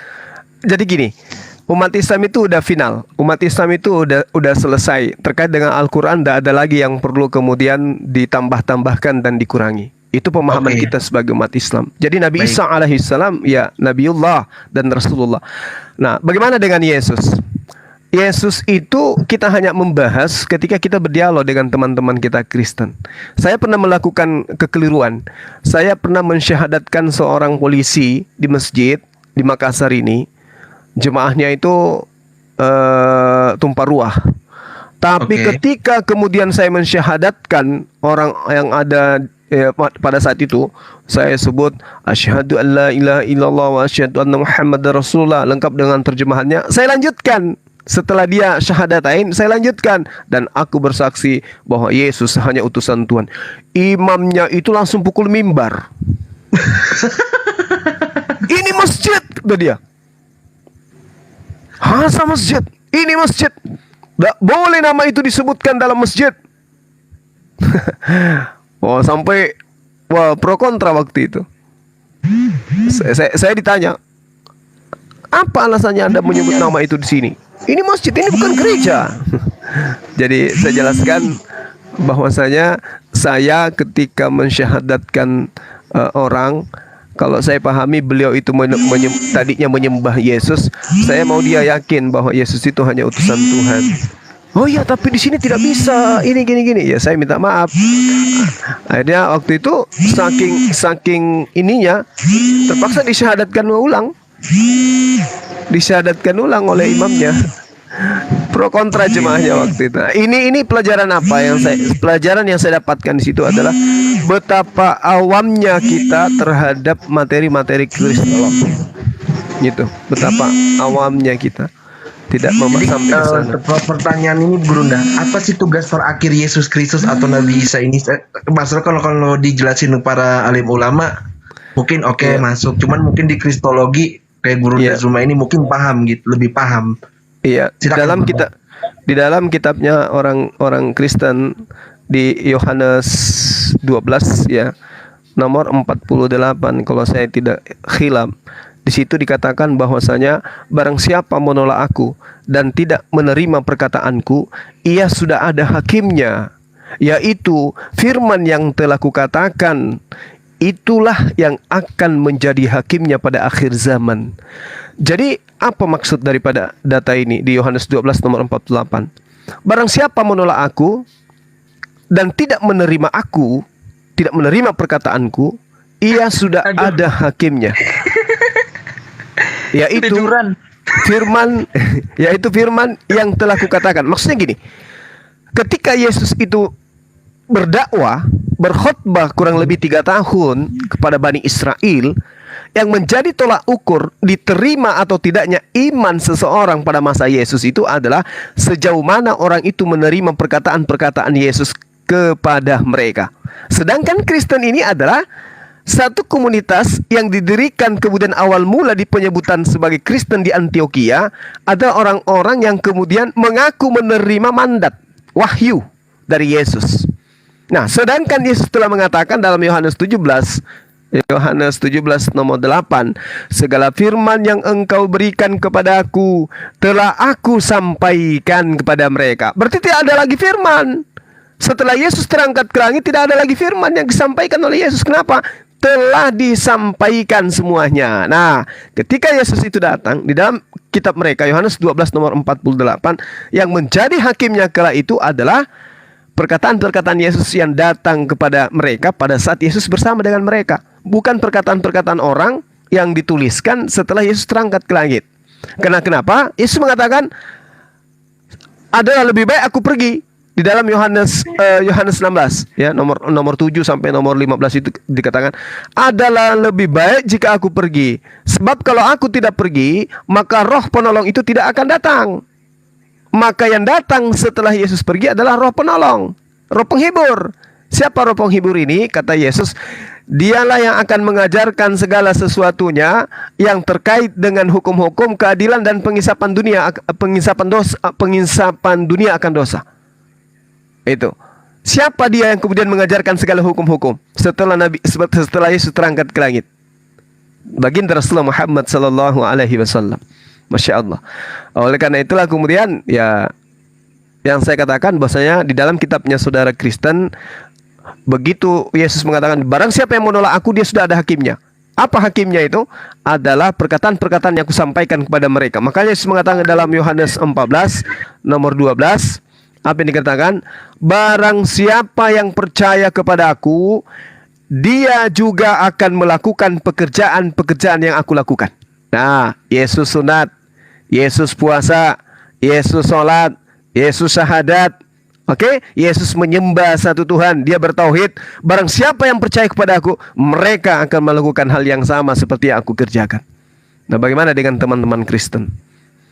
Apakah mereka melakukan hal yang dilakukan oleh Yesus? Tidak. Berarti kedudukan mereka itu tidak percaya. Apa pembuktiannya? Barang siapa yang menolak aku, ya, dia sudah ada hakimnya, yaitu perkataan-perkataan yang telah aku katakan kepada mereka. Makanya Yesus dalam Matius 7 yang tadi mengusir orang-orang ini. Bukankah kami bernubuat demi namamu? Bukankah kami bermujizat demi namamu? Bukankah kami telah mengusir setan demi namamu? Apa kata Yesus? Enyahlah daripada aku, engkau semua pembuat kejahatan, aku tidak mengenal kalian. Nah, siapa yang kemudian mereka yang bermujizat, bernubuat, mengusir setan dengan menggunakan nama Yesus? Siapa itu? Tidak lain dan tidak bukan adalah Kristen, laknatullah alaih. Sekira begitu sahabatku, sekelumit sedikit ya untuk mengingatkan aja. Saya tahu antum semua lebih paham dari saya. Saya ini fakir, orang yang baru belajar, yang kemudian banyak dicaci dan banyak dimaki gitu. Nah, terus 1 menit sebelum saya pamit, kenapa saya itu selalu kemudian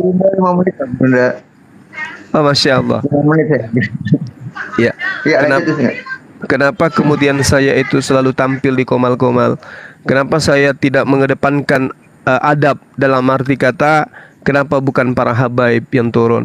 Kenapa bukan para ulama yang turun? Kenapa bukan para dai? Kenapa bukan para ustadz? Mereka yang lulus pondok. Kenapa bukan mereka? Kenapa aku harus Bang Zuma gitu pasang badan? Bukan karena mau cari pamor, bukan untuk mau dibilang, bukan untuk ria, ujub, sombong, angku dan seterusnya. Bukan. Saya menghargai mereka. Orang yang cerdas, orang yang pintar, cendekiawan muslim itu belum layak untuk berdialog dengan para penghujat. Yang bisa pasang badan itu hanya Bang Suma, kemudian yang teman-teman yang ada lapisan bawah ini. Kalau para habaib Jangan sampai orang-orang pintar kita, mereka yang bisa bahasa Arab, mereka yang bisa bahasa Ibrani, mereka yang bisa bahasa Yunani, mereka para pakar, mereka para moreh, itu nggak usah turun tangan, cukup di belakang layar. Biarkan kami yang krocok-krocok ini yang kemudian tampil untuk membabat mereka, karena ilmu mereka minim. Mereka sesuai dengan apa yang diterangkan dalam surah Al-Baqarah ayat 78. Di antara mereka ada yang buta huruf dan tidak mengenal kitab suci. Nah, lawan mereka adalah kami.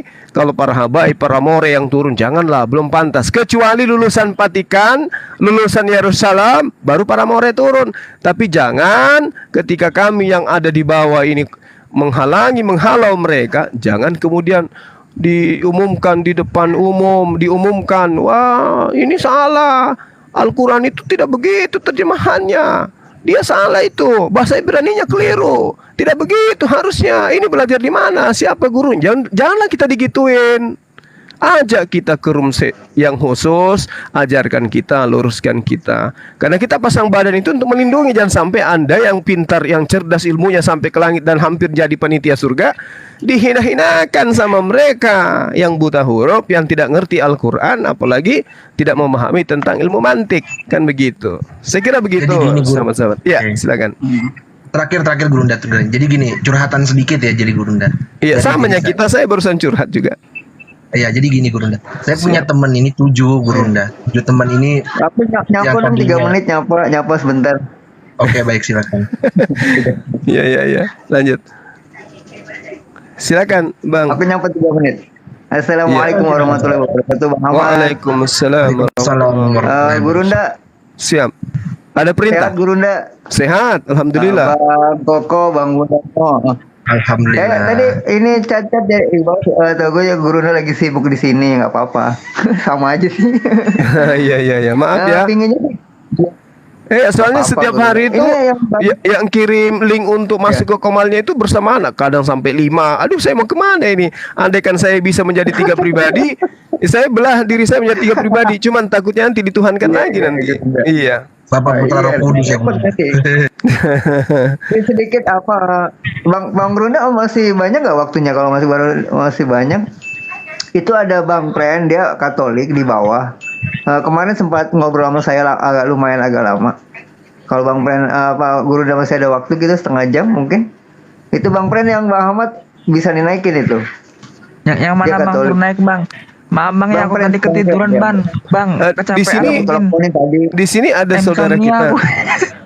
Ada guru apologet juga rupanya, Bang Koko. Beliau bisa, insya Allah. Iya. Oh iya, Gurunda istirahat lah. Pokoknya Gurunda tetap jaga istirahat, tetap harus sehat terus pokoknya. Allahu Akbar, Masya Allah. Barakallah, begitu. Permintaan naik. Semua mendoakan Gurunda agar selalu sehat gitu kan. Amin. Kita doakan Gurunda sehat. Allah Akbar. Jangan terlalu dipuji tapinya, karena banyak yang sakit gigi di pojokan. Allah. Ampun. Ini udah lama bisa duduk bareng lagi sama Gurunda kan. Biasa kan kita yang megang. Gimana, Akhi?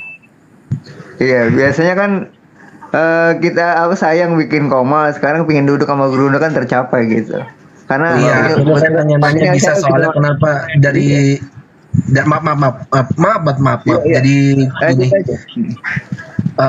semenjak saya masuk dunia kayak beginian, apal kitab non muslim, saya justru tertolong gitu. Alhamdulillah saya tertolong. Dari 7 teman saya yang murtad, hanya saya yang selamat. Alhamdulillah. Wih, jadi dia menjadi mantan manusia dong? Temannya yang 7 orang? Bilang begitu Gurunda. Jadi gini Gurunda, saya punya teman, emang pada dasarnya kan alhamdulillah, di awalnya itu alhamdulillah, terakhirnya astagfirullah. Allahu Akbar. Untung antum ini nggak menjadi mantan manusia ya. Ikhlaskan Gurunda. temannya, ikhlaskan temannya. Ikhlaskan. Hamba ini Allah saya ini jadi udah anak-anak terpengaruh Allah katanya. sama oten-oten Bisa. ini Gurunda. Nggak bisa, akhi. Bentar. Nggak bisa mereka itu menjadi anak-anak Tuhan, nggak bisa. Kenapa? Yang dikatakan anak Tuhan itu adalah mereka yang tekun menjalankan didikan Tuhan. Amsal 3 nomor 11 nomor 12. Haruslah engkau diam tekun melaksanakan apa yang diperintahkan oleh Tuhan kepadamu. Laksana ayah mendidik anak-anaknya.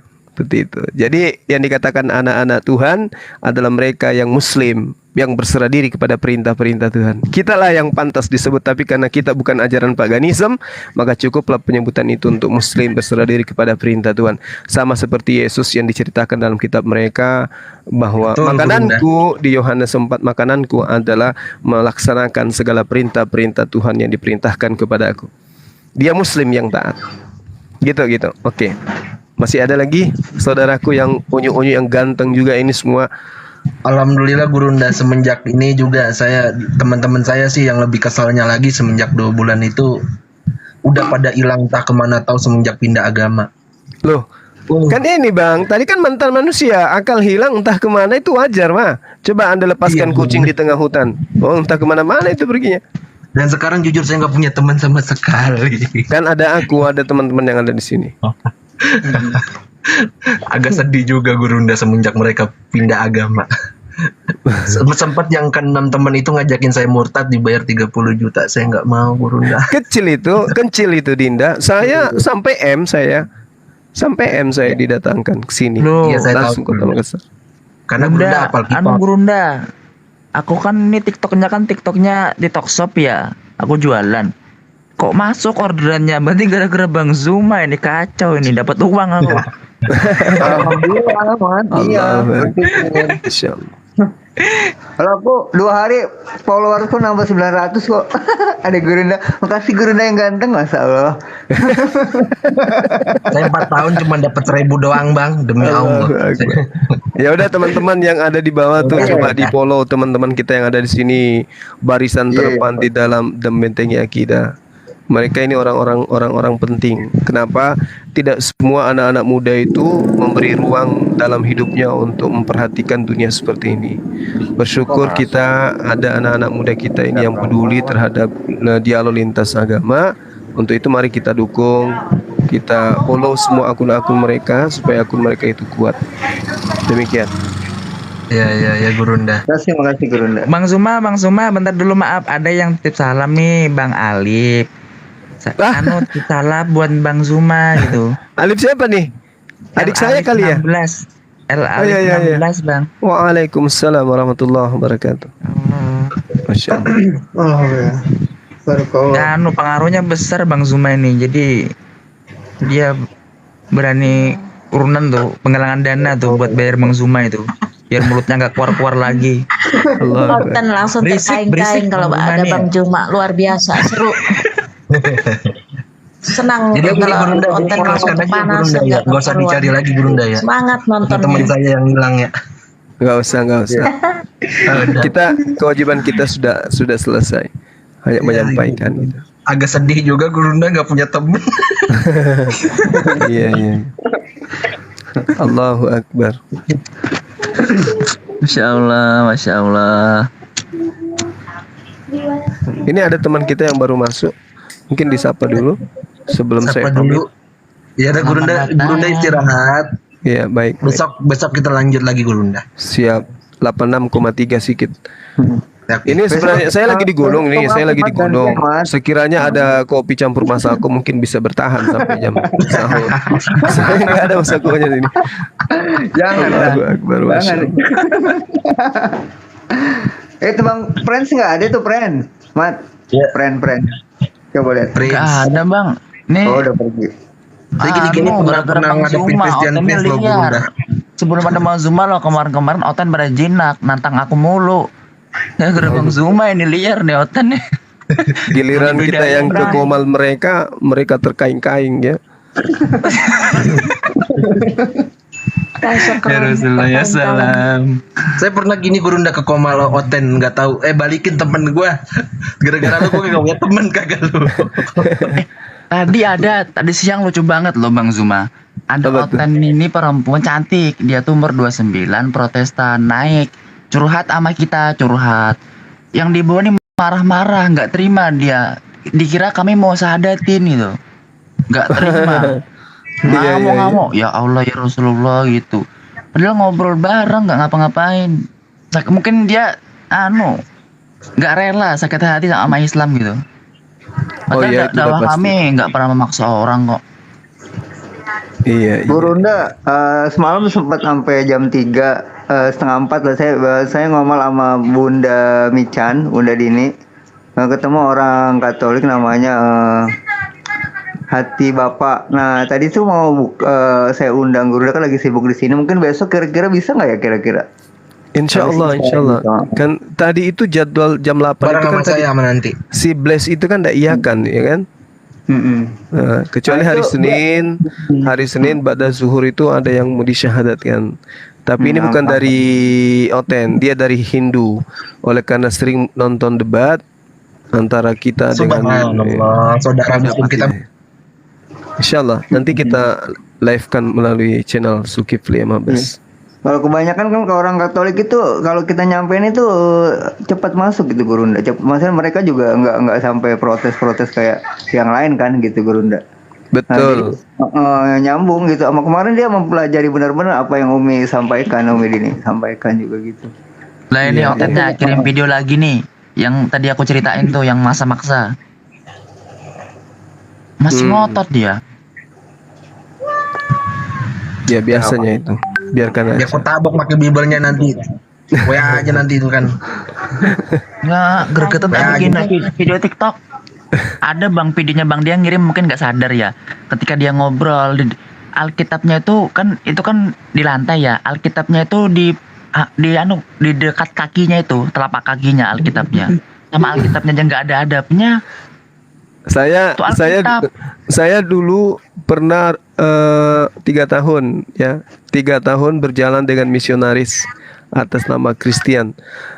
Karena keputusasaan beliau tidak mampu kemudian mendudukkan Bibelnya sebagai firman Tuhan di hadapan kita waktu itu, sampai dia videokan, dia buang Bibelnya itu di tempat sampah. Habis itu dia nelpon, Bang Suma, saya tidak mualaf, tapi saya sudah keluar dari Kristen. Kapan bisa jumpa? Waktu itu kami jumpa di Makassar. Dia ikut silat, kemudian dia wakili Manado sampai ke Makassar. Ya saya samperin, orangnya tinggi, masih muda. Dia dari Chinese juga, misionaris. Itu yang paling gigih berjuang dan menghujat waktu itu. Akhirnya kita ketemu darat. Masih muda orangnya. Saking kecewanya terhadap Bible, dia buang, divideokan, dibuang di tempat sampah. Habis itu agnostik dia tinggalkan ajaran penyembahan terhadap manusia Yesus. Gitu. Banyak yang gitu, banyak. Assalamualaikum warahmatullahi wabarakatuh. Akhi Dinatan, gimana mualaf kita di sana, Bang? Sehat? Bang Dinatan? Halo. Tidur kali ya, Bang? Naik cuma tidur ya, kebangetan ya. Beliau tempatnya itu di bukit, di hutan juga dia. Sama seperti aku sekarang. Jadi waktu kita mualafkan satu keluarga itu, beliau naik ke bukit malam-malam. Jam segini juga. Kita mualafkan tengah malam di atas gunung. Karena cuma di situ ada nangkap sinyal. Kalau tempat aku nggak ada Oten Bang Zuma, sini mayoritas Islam. Padahal di kota Martapura, kota Banjarbaru ada, tapi nggak banyak sih. Paling 5%, nggak sampai, paling 3% gitu. Iya. Berarti di sana banyak babi dong berkeliaran. Itu, jadi aman, berani di kandang ya. Iya. Banyak babi dong di sana berkeliaran. Karena tidak ada yang konsumsi gitu maksudnya. Iya. Ini lagi nih ada nih Mata Muhammad nih. Siapa tuh yang menghujat tuh? Jarin aja. Nih Bang Zuma ada mau naik. Host, saya boleh naik, mau sapa Bang Zuma nih. Atau aku kabulkan aja, ini mungkin lagi mengungkapkan kerinduannya gitu. Saya aja mungkin itu Mas. Saudara-saudara kita kalau dilayani yang kayak gitu-gitu, nanti setelah itu baru Oten naik ya. bisa sampai subuh, kita sampai pagi. Iya Bang Zuma, kasihan Bang Zuma kecapean. Iya. Bang Zuma Ya nggak apa-apa, dinaikin aja kalau memang dia ini nggak apa-apa. Berarti Iya, kita saya 7 aja, orang Mas. nanti. Kan gantian nggak enak. Gantian, nanti saya turun ya. Ini. Kasih, saya aja Bunda. Makasih Bunda Bang nggak Juma, apa-apa. senang Makasih, dengar Bang Juma makasih. tadi nampol menghajar Otan sampai terkaing-kaing dengan pertanyaan mereka sendiri. Dikasih jawaban luar biasa, mereka nggak terima. Sangat sangat antusias mendengar. Makanya nggak heran ketika Bang Juma ada di room pasti 1000 itu penonton, minim 500. Iya. Itu menyenangkan sekali, biar Islam aja tambah ini ya, tambah kuat iman. Oten jadi bingung, jadi mikir gitu. Ya, makasih semuanya, makasih atas kesempatan. Neraka juga butuh penghuni, Bunda. Oh iya betul. Gimana tuh sih Iya, biarlah yang bolot-bolot, yang bolot-bolot ya. Iya. Ini ada yang mau naik. Yang kayak meledak tadi itu Halilintar, biarlah dia di sana jadi ketua RT ya kan. Iya, ini ada yang mau naik. Sekarangmu Mas, penting gue bahagia, aku ranjalo duitmu, tenang aja. Ada yang mau naik. Ya, harap nanti. Semoga ini Oten ya. Assalamualaikum Bang Juma, assalamualaikum semuanya. Waalaikumsalam warahmatullahi wabarakatuh. Aku baru tahu loh Bang Zuma, kalau Nyambang Neplos ini orang Banjarbaru. Oh iya, beliau masih muda juga ya. Umurnya baru 29 tahun. Iya. Allah. Bang Mat, aku mau pamit juga sekalian nih, mau pamit. Ya udah. Makasih. Jadi kalian yang duluan kan, dari tadi aku yang mau pamit. Gimana sih? Ada yang ditinggal. Kita kan bisa 15 menit. Assalamualaikum. Dari mana? Waalaikumsalam. Jadi gini, apa namanya, Gurunda. Jadi sebelum pamit saya mau mendoakan semoga Gurunda sehat terus. Selalu menjaga kesehatan. Amin, dalam ya lindungan Allah SWT. Bang Hos juga, Bang Dinatan, Bang Koko, Bang siapa nih? Bang siapa nih nggak tahu. Terus besok Gurunda insya Allah kalau misalnya ada waktu nanti Gurunda mampir di showroom saya. Gitu. Mulai punah. Kapan-kapan sih ke Makassar lah. Ya. Salam bulan 6 ini kan teman-teman Apologet mau kumpul di sini, di gunung ini. Oh gitu. Bulan Juni iya. Kita sudah jadwal. Teman-teman yang dari luar Sulawesi semua bisa kumpul di sini, kita tabligh akbar Apologet. Dirangkaikan dengan Idul Adha di sini. Kalau saya belum bisa jadi Apologet Gurunda, belum. Masih di bawah. Izin di mana itu Bang Juma? Dengan netizen kita jumpa Apologet. Berjumpa dengan netizen. Oh gitu, iya. Berkumpul di mana Bang Juma izin? Di Kota Makassar bulan Juni. Rencananya tanggal 27, 28, 29. Siap. Udah aku turun dulu ya, Bang. Kan supaya ada waktu sedikit Gurunda buat ngobrol. Makasih ya Assalamualaikum warahmatullahi wabarakatuh. Waalaikumsalam warahmatullahi wabarakatuh. Bang Juma izin bertanya, Bang Juma. Iya. Harga kopi, harga telur. Ini kan ada adik-adik saya nih. Saya kan di kesatuan di Jawa Barat nih. Iya. Kalau kami kan NKRI lah, meskipun beda keyakinan kan. Betul. Tapi adik-adik saya itu kan banyak yang dari non Muslim. Siap. Sering menanyakan masalah. Mungkin ada pengen mau memeluk Islam sih, mungkin saya juga belum paham. Tapi sering nanya-nanya seperti itu. Iya. Tapi yang saya hafal cuman dari Alkitab itu cuman Yohanes 17 ayat 3 itu doang. Iya. Tunggu dulu, kita sapa hidup yang kekal itu. Kita sapa dulu abang kita. Lanjut. Assalamualaikum warahmatullahi wabarakatuh, abangku Opung Rambe, masya Allah. Betulkah itu dirimu? Oh benar, masya Allah. Betul. Iya. Ada perintah bang? Mana barang aku merintah guru. Allahu Akbar. Ya mana tahu minta dijemput di bandara. Ya kan? Itu acaranya kapan? Itu bulan Idul Juni. Adha bertepatan. Itu bertepatan Idul Adha-nya atau setelah atau sebelum?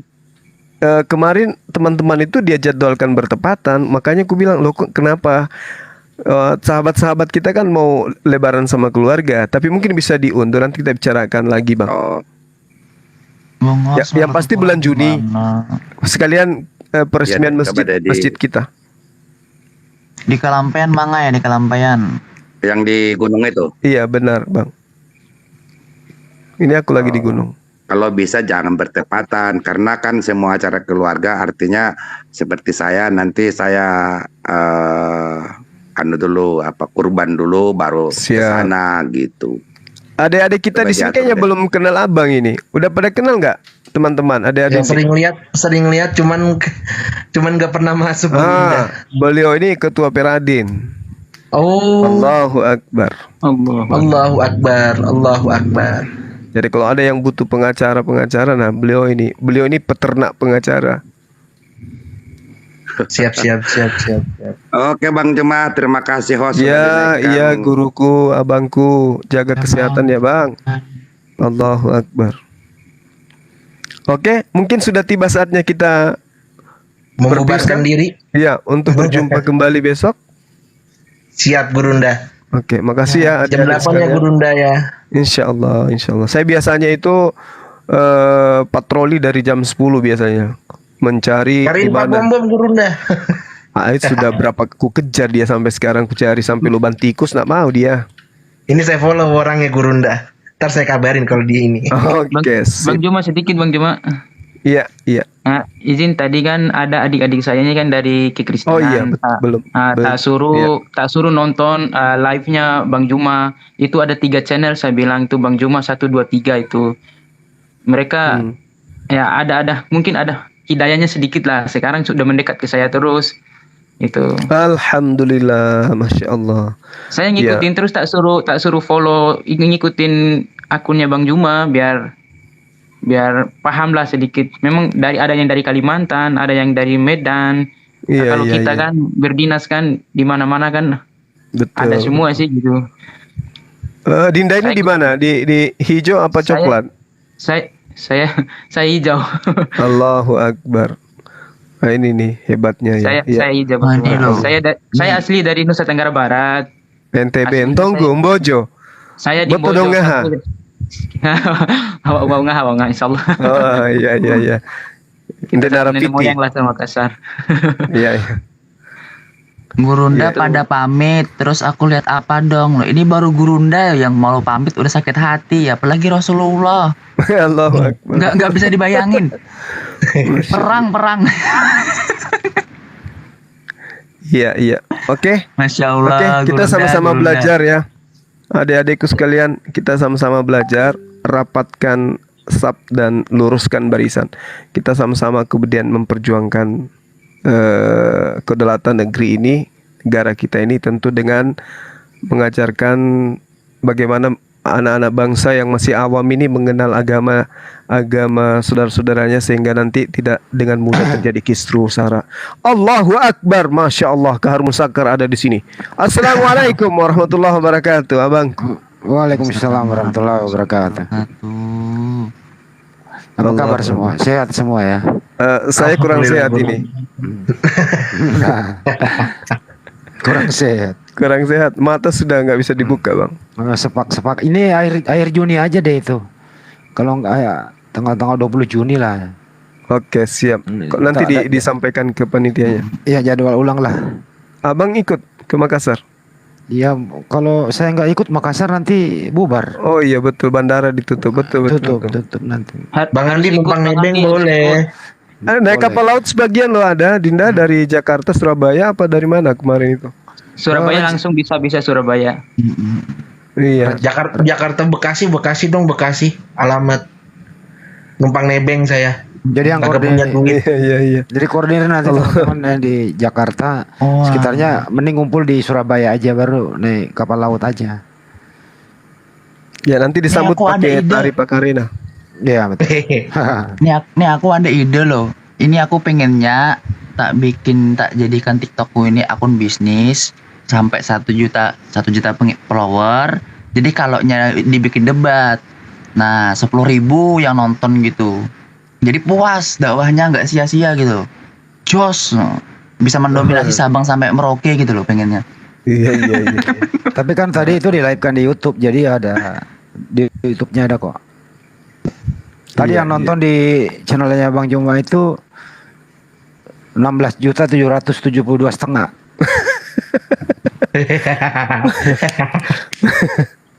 Allahu Akbar Bang Andi. Udah dapat silver play button ya berarti ya. Betul.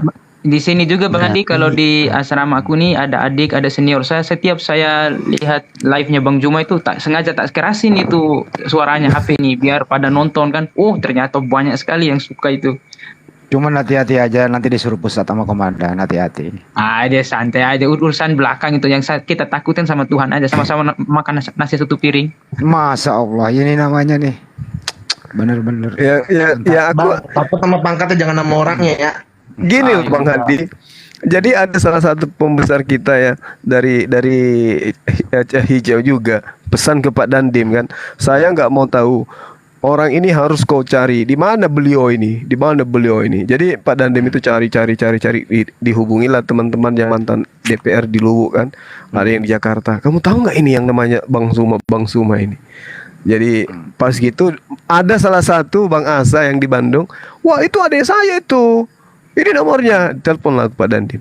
Pas itu telepon. Ini dengan Bang Suma. Iya Pak, dengan siapa Pak? Saya ini Pak ini gitu. Oh iya siap. Ada perintah. Bisa nggak menghadap ke kantor saya? Loh, kok saya jadi kayak prajurit juga disuruh menghadap. Ini siapa? Gitu.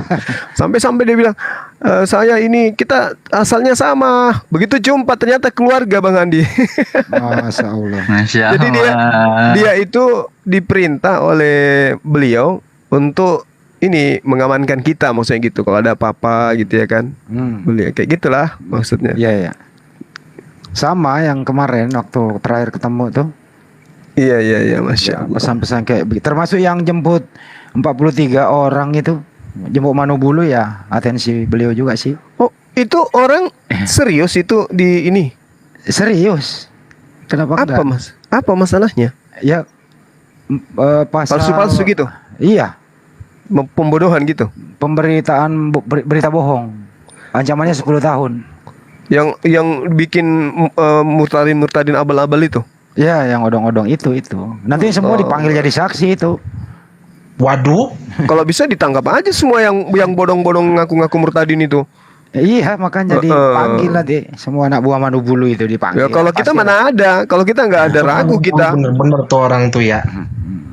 Kalau saya memualafkan itu udah ratusan manusia, tidak ada satupun di antaranya itu Islam kumualafkan, nggak ada. Memang mereka itu dari kafir. Betul. Bahkan di antara mereka ada ini Bang, maaf, ada di antara mereka ini yang misionaris, tinggal di rumah berbulan-bulan. Ujung-ujungnya ternyata dia misionaris. Mualaf palsu. Ya betul, yang kemarin yang Bang Juma syahadatkan si Rapa itu langsung malam itu merapat ke tempat saya kan. Terus kemudian 4 hari kemudian saya disunat. Habis itu sudah sembuh, saya bawa ke orang tuanya. Nih anak ibu nih sudah mualaf. Orang tuanya tadinya nggak mau menerima. Setelah kita negosiasi baik-baik, ya yang penting anak saya jadi muslim yang baik. Artinya Masya Allah. Artinya nyata dan fakta kan gitu, bukan bohong-bohongan mualaf itu gitu. Yang penting tidak dikatakan ya udah ambil aja, buang ke laut, kau nggak dipakai lagi. Allahu Akbar. Subhanallah. Nah ini saya senang nih, anak-anak muda sudah merambah dunia apologet. Senang kita kan? Ya betul. Umur saya masih 23 tahun Gurunda. Nah, yang ngomong ini siapa? Koko, Masya Allah. Kirain tadi Bang Handi. Oke, pelanjut berarti, pelanjut. Masya Kalau Allah. saya kebalik 72 saya. Laki-laki udah laki-laki. Iya. Makanya teruskan dong. Udah bawa parfum itu. Belajar. Iya Gurunda. Belajar enggak juga. Bang Handi ini orangnya hebat. Harus pandai berargumentasi berdasarkan data. Jangan sampai. Betul Guru. Itu. Kedua, kalau ditanya tentang Al-Quran hadis, jangan sampai menjawab kalau nggak ngerti, lewat diam. Next aja gitu. Itu aja. Iya, Jangan sampai menjawab salah. Iya. Betul. Saya juga sering ditanya kayak gitu Bang Andi. Yang ku bisa ku jawab ya tak jawab, tapi kalau ditanya Al-Quran kalau saya nggak bisa tak diam aja. Iya. Iya. Karena masih tahap belajar sih.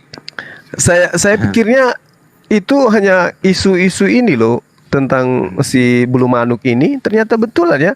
Sampai mau tahu komputer saya di kantor itu bang, passwordnya itu nama dia loh. Oh ya.